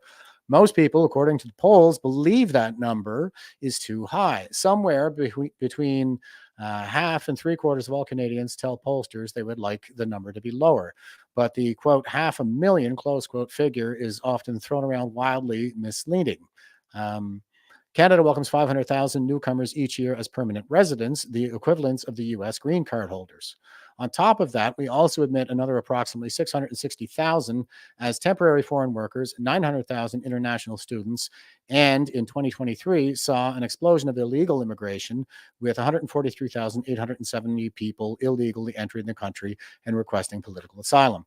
For context, during the Stephen Harper years, Canada dealt with 10,000 to 25,000 illegal migrants each year. Under Trudeau, that number has exploded tenfold. When you add these immigration streams together, the total number of annual newcomers arriving in Canada balloons to about 2.2 million people per year. No wonder our infrastructure is crumbling. No wonder housing shortages are so acute. No wonder there are viral videos showing dozens, if not hundreds, of migrants lining up for minimum wage job fairs in the service industry. Canada's immigration system is being overrun and mismanaged. I don't think it's mismanagement. I think it's on purpose. I think that, again, Trudeau got all this help from the Chinese Communist Party in the last couple of elections. And it certainly, the 2021 election was the one that he called in order to shut down the committee that was looking into our lab leak scandal. And that was where the Dr. Xi was escorted out. Her and her husband and students were all escorted out of the Winnipeg Level 4 biosecurity lab after she transferred Ebola to Wuhan, and she was referenced in some of the correspondence as being I think it was on a website where they were talking about how she was the only Chinese person to be working in a level 4 biosecurity lab outside of China. So looks like we're pretty deeply connected to that. And so, the bottom line is Trudeau is working for China, and he's driving this agenda down our throats, and it's one that's intended to destabilize our country. So I don't think it's mismanagement. I think it's deliberate. It's hard to overstate how drastically out of step this is with Canada's traditional approach to immigration. Statistics Canada tracks the number of immigrants who have come here since the 1850s before Confederation. Curiously, StatsCan archived this website and stopped showing the new annual figures since 2015 because it's 2015. Under the current Trudeau government, Canada's range for, quote, landed immigrants, close quote, permanent residents was 226,000 as a low during COVID, with an average of just over 500,000 since 2021, and plans to hit the 500,000 in 2025. This is double the sustained averages of the past 2 decades and unprecedented in Canadian history, especially considering that the combined streams, as mentioned, mean the true number of newcomers is upwards of 2 million. And they have the graph here, it goes all the way back to 1852. We can see the spike right around, looks like 1910 is where the biggest spike is, but it's a very short spike. And then since, getting up here, especially around the 90s, things kind of get high and sustained for a while, not the peak, but it's sustained. And that carries on up until, 2015, according to this, but they're not reporting on that anymore. This graph is interesting because it shows peaks and valleys. Canada has always had years where we welcome a huge influx of newcomers. For instance, in the 1910-11, and again in the post-World War II years, these peaks in immigration levels are then historically followed by valleys, years when Canada significantly decreased its immigration intake. The valleys are as important as the peaks. These were the years when newcomers would acclimate to their new surroundings, integrate into the Canadian community and economy, and adopt a Canadian identity. These years ensured the continued success of our immigration system. Yeah, I do think that is the winning strategy too.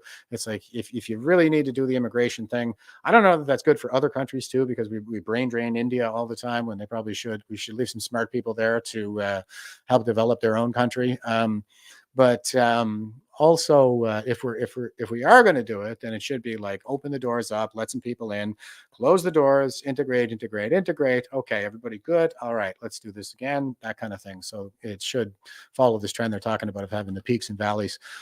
Starting in the 1990s, however, Canada abandoned its key component of our immigration system. Successive governments, both Liberal and Conservative, realized that they could combat demographic realities, declining birth rates, and increased costs of social entitlements, including healthcare, pensions, and old age security payments, by simply importing more working age people to pay the bills. The current Trudeau government has taken this hack to an extreme by attempting to cover up ruinous economic policies like the carbon tax and excessive runaway deficit spending by simply and drastically increasing the number of people in the country. More people means higher cumulative economic output, measured as GDP. With a straight face, government officials can say that Canada's economy is growing and our GDP continues to rise. But the reality is much more bleak, as was recently pointed out by Waterloo economics professor Mikhail Scudderlud. Quote, Canada's GDP grew by 1.1% between the fourth quarter of 2022 and 23, while its population grew by 3.2%.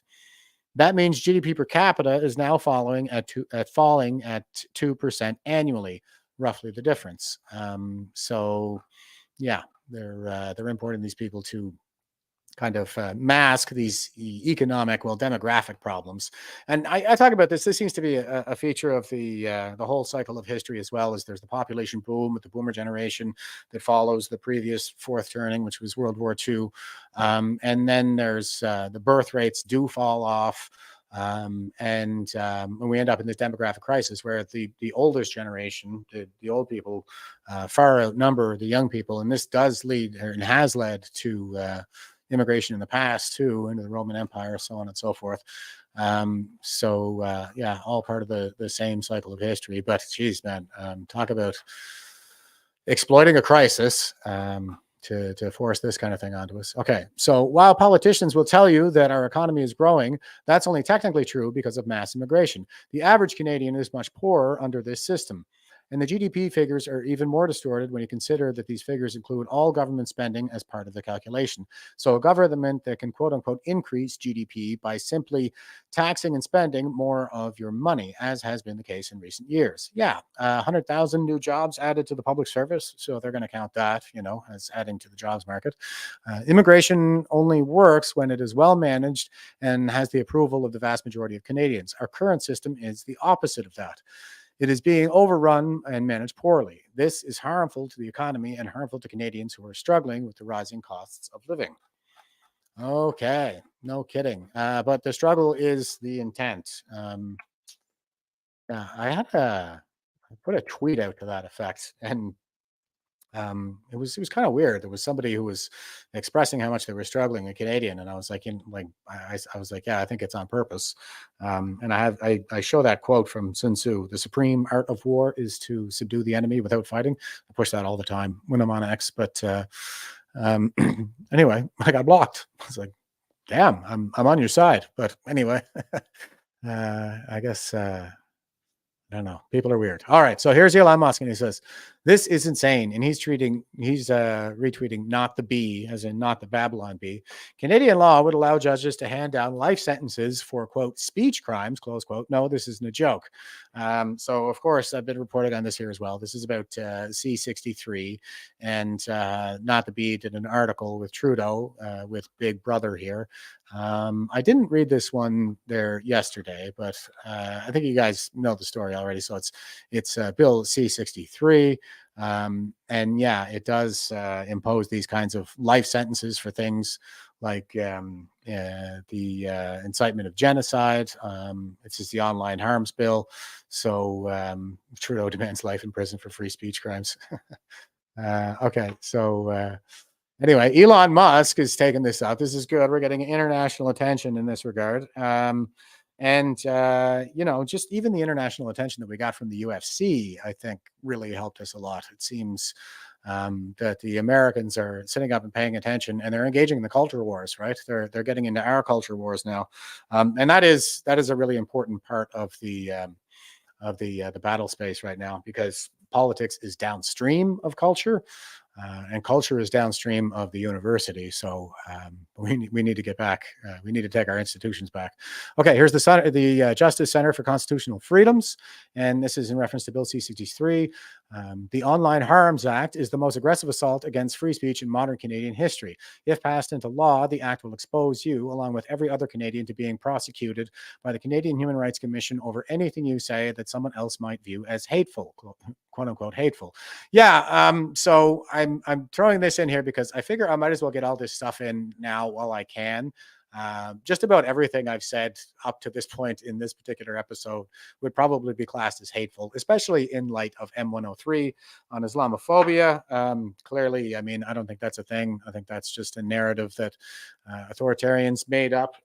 There's a quote that's attributed to Christopher Hitchens a lot that says Islamophobia, a word invented by fascists and used by, what is it, a word invented by fascists and used by cowards to manipulate morons. So the fascists are at the UN. Those would be like the Organization of Islamic Countries, and various theocrats, ayatollahs, so on and so forth, the Islamist organizations. And then so they're the fascists. The cowards would be our politicians, and the morons would be the people that run around screaming Islamophobia at somebody like me who raises concerns about global jihad, international terror, that kind of thing. Okay, so or theocracy for that matter.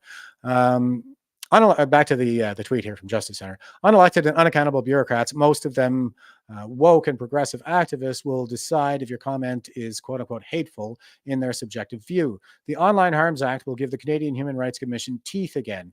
You could be ordered to pay the federal government $50,000 plus up to $20,000 to the quote unquote victim who felt offended by what you said. This $70,000 maximum does not include any legal costs you may incur to defend yourself. The complainant, however, would experience no such risk. It costs nothing to make a complaint. If the complaint is dismissed, then the person who filed it is not on the hook for anything.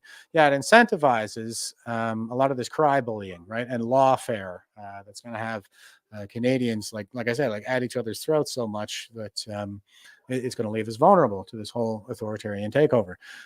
Before Section 13 of the Canadian Human Rights Act was repealed, Canada's quasi-judicial human rights commissions were notorious for trampling on Canadians' free speech rights. Their kangaroo courts were exempt from the rules of evidence and other legal guardrails that govern real courts in Canada.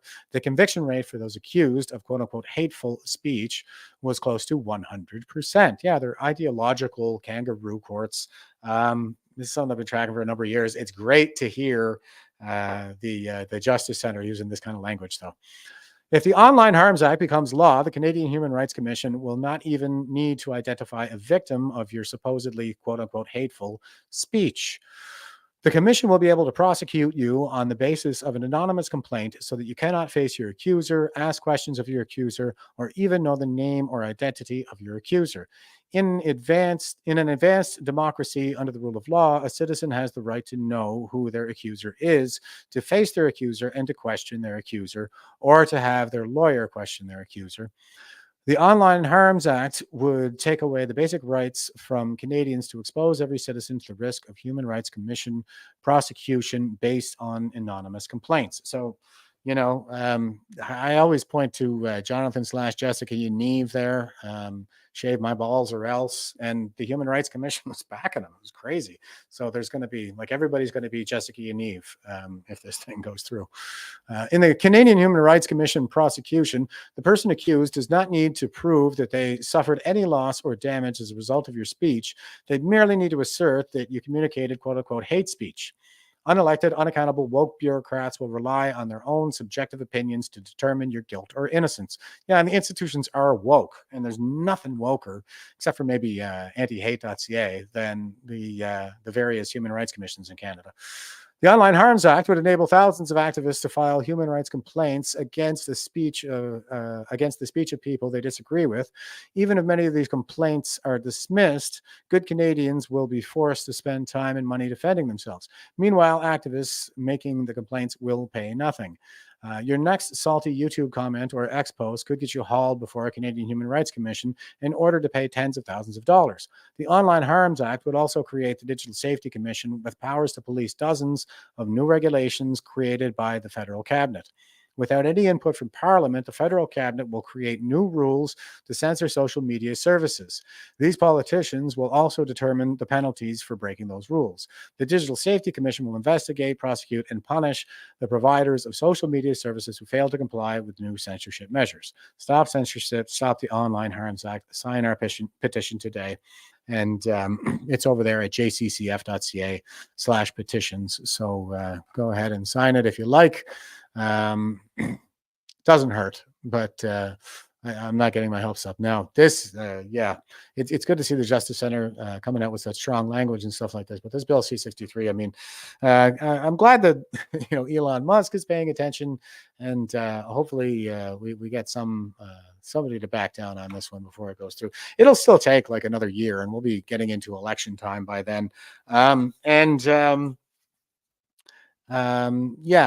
it's going to take them quite a while to get this thing through. I certainly hope, anyway. And hopefully we'll be into election by then. But that does seem to be part of the strategy. Is it's like they're trying to push as much legislation through right now while the Trudeau regime is still in power before anything happens with the left seat, right seat there between Trudeau and Poilievre. And well, I guess we'll have to wait and see. If Poilievre comes in there and repeals every piece of legislation that's been passed under the Trudeau regime, then I'll be like, okay, then let's give the guy a chance. But right now, I'm just looking at it going, well, I think what's going to happen is he's probably going to repeal a lot more of the draconian stuff, but it'll be like a ratchet. Like they'll bring the ratchet back a little bit, and then the next time it comes down, it'll get tighter. So it never really loosens back all the way.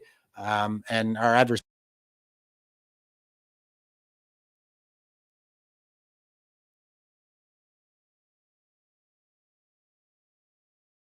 Department of the Justice, who said at that time that the Chinese subversion in Canada had gotten so bad that aggressive action on the part of the United States was long overdue. That was back in the 90s. So it's only gotten a lot worse since then. Okay, so here's Dr. Jordan Peterson. He says, "Excuse me, Justin Trudeau. I'm a psychologist. Despite the best efforts of your ideological allies, I told your idiot senators in 2016 that your idiot virtue signaling bill C-16 would cause a psychogenic epidemic among young women. Guess what happened? Now I'm telling you something else. The Brits have woken up and banned puberty blockers for kids, as they should have. But the butchers are still operating in Canada. Every day this continues is on you." He was the one who brought in Bill C-16. That was like one of the first pieces of legislation that they introduced, was to bring the gender identity and gender expression under the Canadian Human Rights Act as prohibited grounds for discrimination. And that basically led to the medical system adopting the affirmative care model, because if they don't affirm their gender, then it's discriminatory on the basis of their gender identity. And well, I mean, I did show that WPATH, their recent report was leaked. That's the World Professionals Association for Transgender Health. It looks like that house of cards is finally falling apart. But here in Canada, we keep doing it. And not only that, don't forget Bill C-30 or Bill C-4, which would put any parent in jail who tries to save their child from this fate. Okay, so he says, every day this continues is on you. You're culpable in child mutilation and sterilization. If it was up to me, you'd be tried for it, along with the other butchers and enablers. You and your toxic compassion. For shame, Canada. And he's tweeting out this England, UK publication. So here it is. This is NHS, England, and title is Clinical Policy, Puberty Suppressing Hormones. Here are the dates for the document: 12 March 2024. Puberty suppressing hormones, PSH, are not available as a routine commissioning treatment option for treatment of children and young people who have gender incongruence/gender dysphoria. These documents may not be fully accessible to all users if you require information, blah, blah, blah. Okay, so banning puberty blockers for minors, because who else would you give puberty blockers to? It'd be people going through puberty, so they would be minors. But obviously, even the term puberty blocker is a marketing term. They're really cancer drugs that induce menopause, and they're giving these things to adolescent girls. And people are getting rich off it. So good thing UK is finally backed out of this, but we're still cleaving to it. That's how, ideologically indoctrinated our country really is. It's reflective of just how far left we've gone. I think we're way farther left than everybody else. Elon Musk is tweeting, puberty blockers, aka sterilization drugs, will no longer be prescribed to children in Britain due to potentially severe negative effects. You think maybe some of us knew this all along? Okay, so here's Sky News from the UK. Let's just bring you a bit of breaking news, which may be of interest to some of you. It's about puberty blockers. Now, these are drugs that are used to delay the changes of puberty in transgender youngsters. In terms of how they are prescribed by the NHS, there has been a lot of controversy over the last few years about this. At the moment, they are only prescribed to children attending gender identity services as part of clinical research, and they are not routinely offered to children at gender identity clinics, but they are still offered. Well, the government, NHS England, has just confirmed that children will no longer be prescribed puberty blockers at gender identity clinics. This is coming from NHS England. It just broke in the last few moments. Let's just bring you a bit of breaking news, which may be of interest to some. Yeah. Okay. So, how much longer do you think the Some of Trudeau you. regime is going to cleave to this? That's the same paper that it was just showing. Okay, so here is Jordan B. Peterson again. He says there is no quote unquote moral case for the butchering of children. Die, New York mag scum rats. The sooner the better. Bring back Nuremberg trials. And he's retweeting this NewYorkMag.com, the freedom of sex.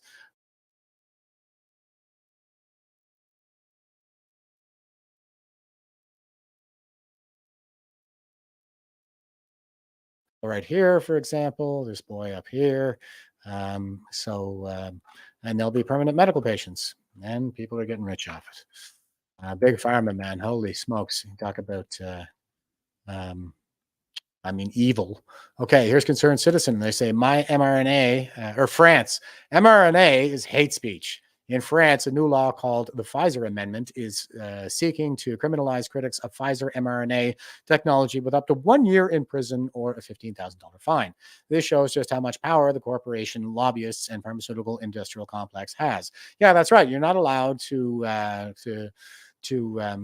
dissect or criticize the ideology of gender fluidity or any of that stuff. It's all part of the woke dogma that you're not allowed to blaspheme.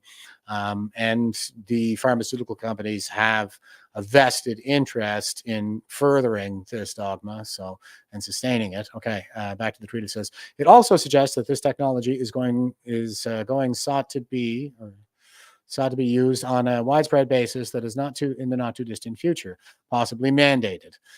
See people dying suddenly. Do not criticize. Do not go past go. Go straight to jail. All right, this is about a 3.5 minute clip. Here we go. And one of the top stories is this legal issue, a law that's going through the National Assembly and the Senate in France. This is the reporting from the Brownstone Institute, and they write this: France's Pfizer amendment could turn mRNA critics into criminals. There's a lot of people talking about this online, and a lot of reporting on it. Some good, some not so good. So let's just go right to the bill. Okay. And this is a translated bill, so some of the stuff may be lost in translation, but we're going to read right from it here and then break it down. Provocation to abandon, it's Article 4, provocation to abandon or abstain from following therapeutic or prophylactic medical treatment is punishable by 1 year of imprisonment and a fine of 15,000 euros. When this abandonment or abstination is presented as beneficial for health of the persons targeted, when it is, in the state of medical knowledge, clearly likely to result in serious consequences for their physical or psychological health, taking into account the pathology from which they suffer. Now it goes on, and there's one more line here. It says, when the provocation provided for in the first two paragraphs has been followed by effects, meaning someone's actually had a problem because they followed that, the penalties are increased to 3 years of imprisonment and a fine of 45,000 euros. And then it goes on to talk about when these offenses are committed through the written or audiovisual press. So there's specific provisions that also happen. So they're actually talking about the press in here. They're talking about the media, written media, audiovisual media. So let's break this down a little bit. Let me just get this. Let me make sense of this for a second. We are an audiovisual press. We, for instance, have definitely pointed out the dangers of the COVID vaccine. As I've pointed out, we were right. We were right, small or rare, whatever it is, we were right that there's an increased risk of harm from the vaccine. What this law is saying is that if me or you or people like us put out information saying that we believe this prophylactic product called the COVID-19 vaccine is dangerous, or whatever vaccine comes during the next pandemic, that if we make those statements, I would guess that perhaps I could fly into France and be immediately arrested. And now I'm only going to get 1 year. I'm going to get 1 year of arrest and I think a $15,000 fine as long as it didn't affect anybody. But if they can find somebody that watched the high wire and say that they ended up, let's say, dying from COVID or getting really sick or something like that, that is now my fault and that now I should go to jail for 3 years and pay a $45,000 fine. Do I have that straight? Is that, and it's not just prophylactics, right? Like remdesivir, a treatment. If someone doesn't take remdesivir and dies of COVID, doesn't matter how many people died of remdesivir. If the medical establishment believes remdesivir works, then I'm going to jail. Am I overstating that? There's a lot of ins and outs on this bill, and it's actually doublespeak because it says from a pathology from which they suffer. So a medical treatment, someone suffering from medical treatment. So, but they also say prophylactic. So prophylactic is intended to prevent disease. So they get it on both ends. Right. But they also, I mean, to your point, SSRIs for depression, chemotherapy for cancer, statins for high cholesterol.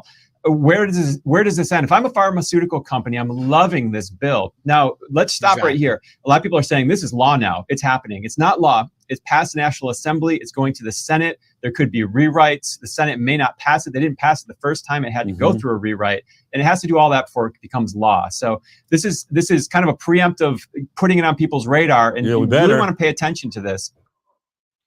I was just checking on Bill C-63 there. Yeah, it's in the first reading. I mean, it just came in February 26th, it says. So, yeah, we still have a ways to go on that. And hopefully turn this damn thing around. Holy smokes. So, yeah, same thing going on all over the West right now. And the pharmaceutical companies are loving it, just like the host says there.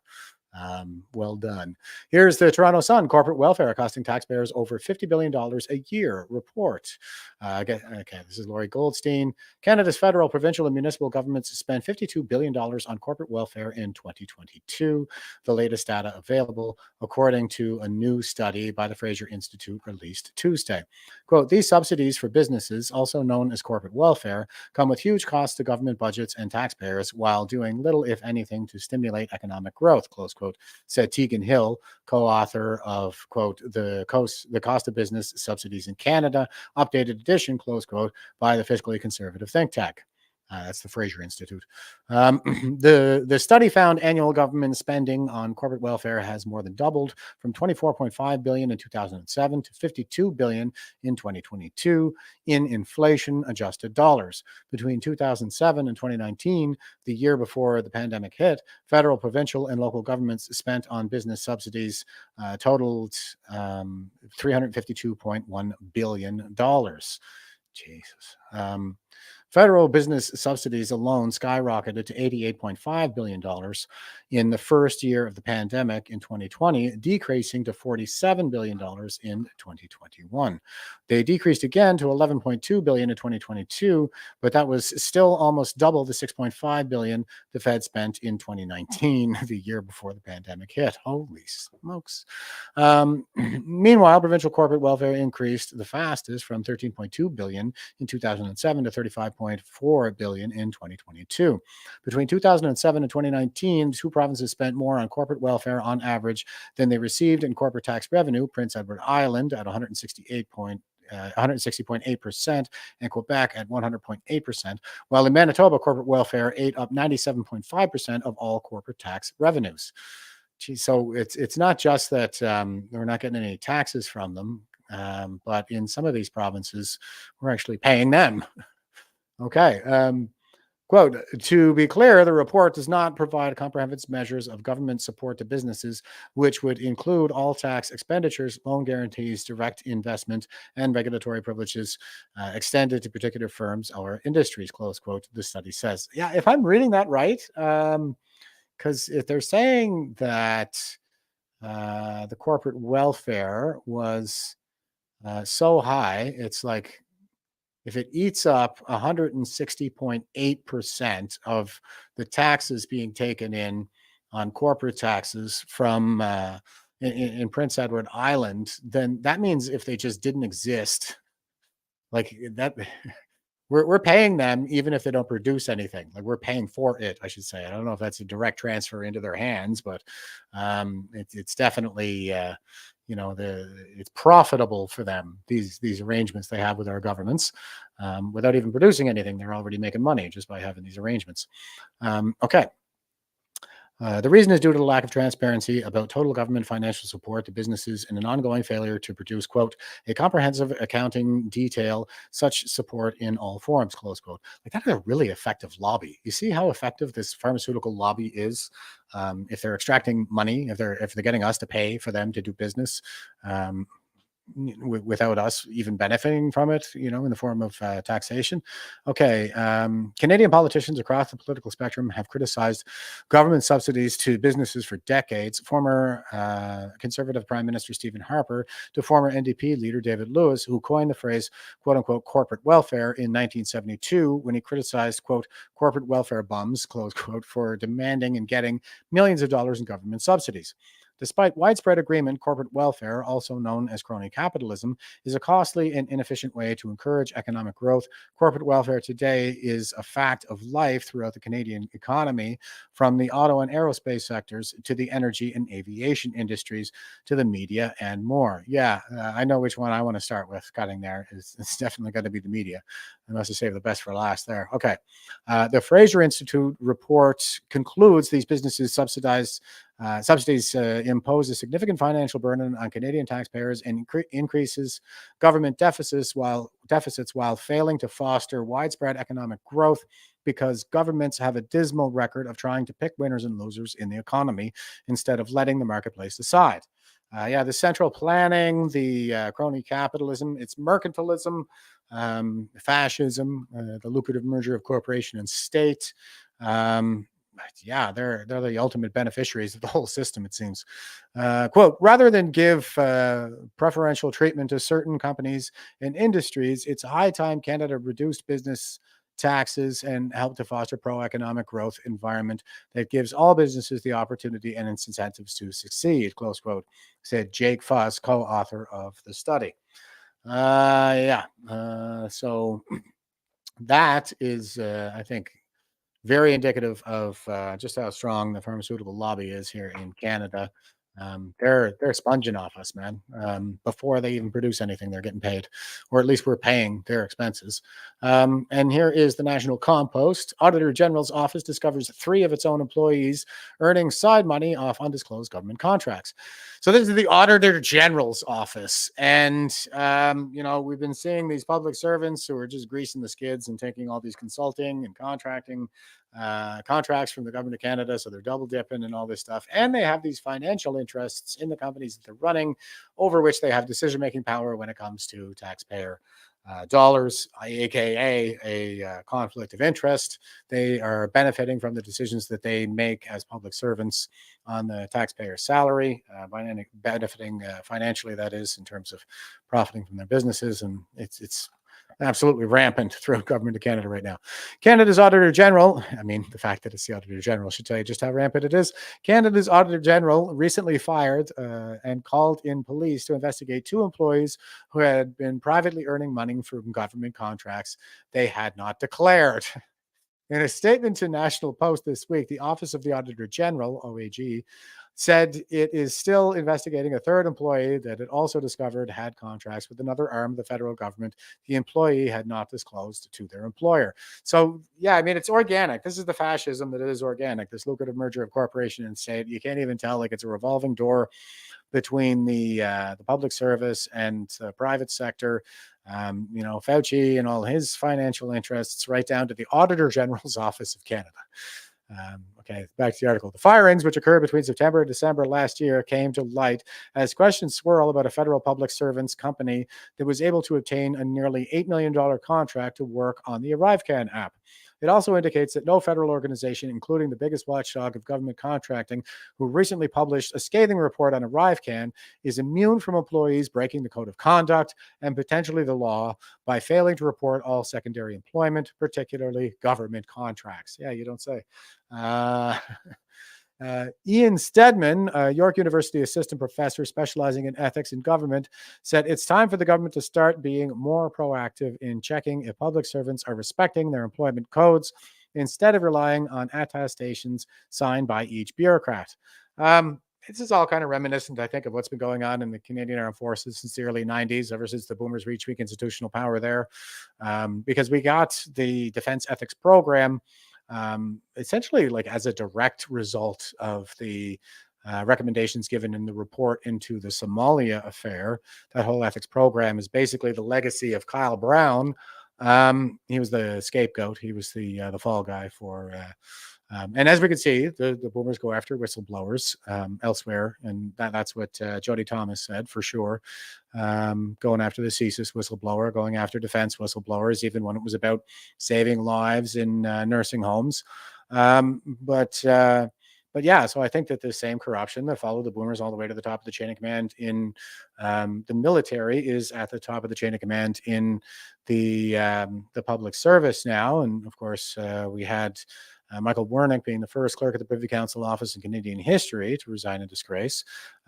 So yeah, when you have that kind of a corrupt culture at the highest levels of the institutions, that tends to make its way down into the lower ranks as well. And these are probably higher up ranks. I would be interested in knowing which generation they belong to. Okay, so, but it's the Auditor General's office, holy smokes. For example, he said that each department and agency should have a team whose job is to randomly pick certain public servants to be quote unquote audited, which could include a review of their expense reports and verifying that they don't have undeclared secondary sources of income. Quote, because our work dynamics and our work cultures have shifted so much since the pandemic, we probably have to have a layer of oversight and auditing enforcement to continue to reinforce that the rules matter and that they have consequences, close quote, Stedman says. Okay, so you get the idea. This is crazy. This is just the Auditor General's office is embroiled in a conflict of interest scandal. I think, yeah. Okay, so pretty indicative of just how corrupt of an era that we're actually living in through here.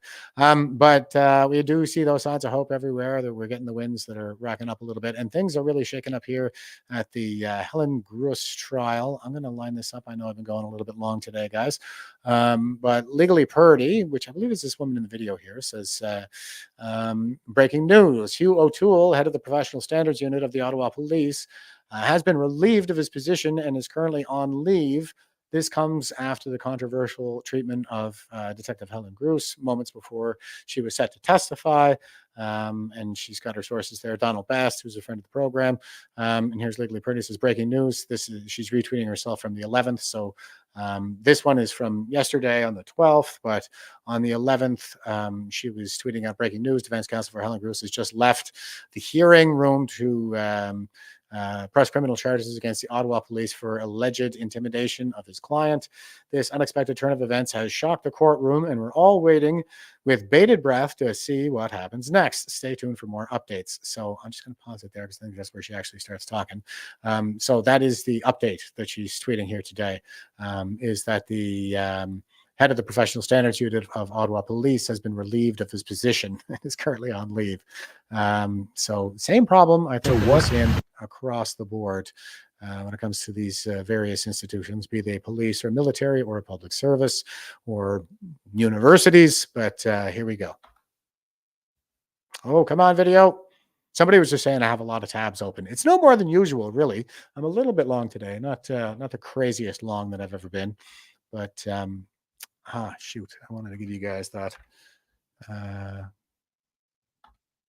success. It seems we got rid of gotta be honest, like I'm shaking. What happened was defense counsel Blair Ector, he has a document that he wants that shows that Helen Gruss was actually threatened yesterday not to release any information, and he was trying desperately to speak just now. So let's back up actually. Anyways, well, they were trying desperately to speak right now, and the hearing officer wouldn't let him speak. And he stood up and basically said, I'm going to go press criminal charges. I was witness to a crime. This is intimidation. And basically the hearing officer recessed immediately, and Blair and Bathsheba and Helen got up and they're off to file a criminal report. And we're on a 15-minute recess. So So that's Blair Ector. He's another friend of the program. I had him on the Friday before last for our Philosophy Friday. He's busy as hell this week. He's already said he's not going to make it this Friday, but he's got a lot of paperwork to put in. But so Blair and his fellow lawyers got up in the middle of the hearing and said they're going to go press some criminal charges. I actually don't know what happened, but how it started was, it is my understanding that yesterday, actually you were here yesterday. I'll walk you through it. Yeah, walk us through that. So yesterday, Blair Ector, towards the end of proceedings, stated that it had come to his attention that his client, Helen Bruce, was emailed from a man named Hugh O'Toole. He is the head of the Auto Police Services Professional Standards Unit, the PSU, which is sort of the internal affairs investigatory body, which supposedly enforces discipline and standards of conduct over at the OPS. And that what did O'Toole tell Helen via this email? He told her that she may not use any OPS documents as part of her defense. Right. And she was expected to testify yesterday. She received that email shortly before she was expected to testify. So again, this sort of fits in with the trend that we've seen across proceedings, where the prosecution, which represents the OPS, repeatedly objects to any desire from the defense team to introduce OPS documents as part of their defense. And Chris Renwick has always indulged the prosecution's request to keep these documents out of proceedings, out of the public record. And one last thing I want to share with you, this is something that you would not have observed unless you've been here across the entire process as I have. The one thing that works up Chris Renwick more than anything, he gets more animated over this issue than any other. What issue is that? Protecting the OPS's reputation, protecting the OPS from any scrutiny. There's two ways you can protect integrity. You can maintain standards of conduct and enforce honorable behavior from your employees, or alternatively, you can do your best to hide sunlight from exposing inappropriate, dishonorable, corrupt practices. And Chris Renwick's most animated when pursuing the latter. So anything else you want to share in terms of what happened today? Yeah, so I found it interesting too that Ms. Stewart had concerns about a late application. But the OPS has been doing late applications and late motions and late disclosure for the last 5 months in all of the Freedom Convoy trials. So when the pot starts calling the kettle black, especially when it's your police service, it's extremely terrifying, especially if you have your own children who might find themselves in a situation like this. And this is one of their own. This is somebody who dedicated her life to Ottawa Police and dedicated her career to finding out what was going on with sudden infant death. And to sit here and watch this is so upsetting.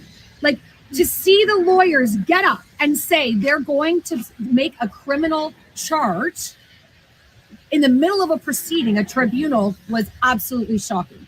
And it was interesting because we're all sitting in the room kind of stunned, and we're like, oh my God. And I'm shaking and I'm like, Rob, let's go do a video. Let's go. We got to do one right now, because the next time we come back to court, we need to fill this entire building.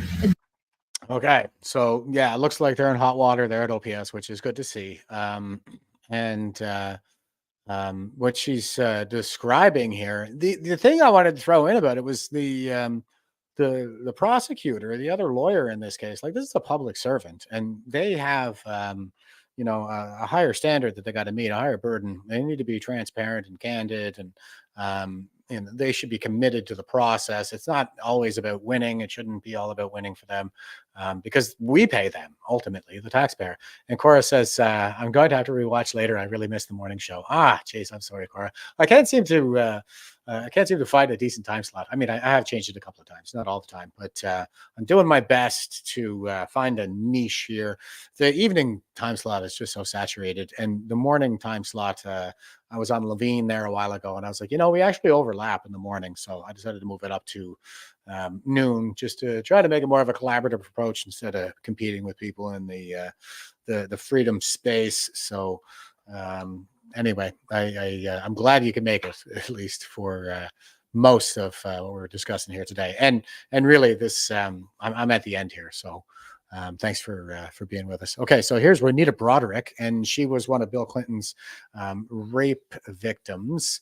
And is this her? Yeah, it is. It's a blue checkmark account. So she was one of the ones that Trump brought to the second debate that he had with Hillary Clinton during the 2016 election.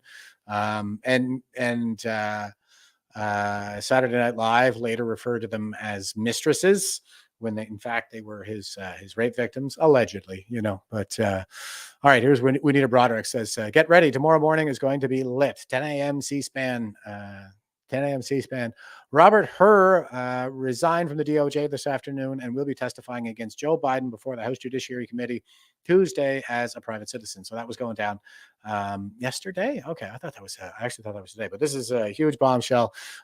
We got, this is Robert Hur. He's resigning from the Department of Justice so he can testify against Joe Biden. Damn, I got to get an update on it. Okay, so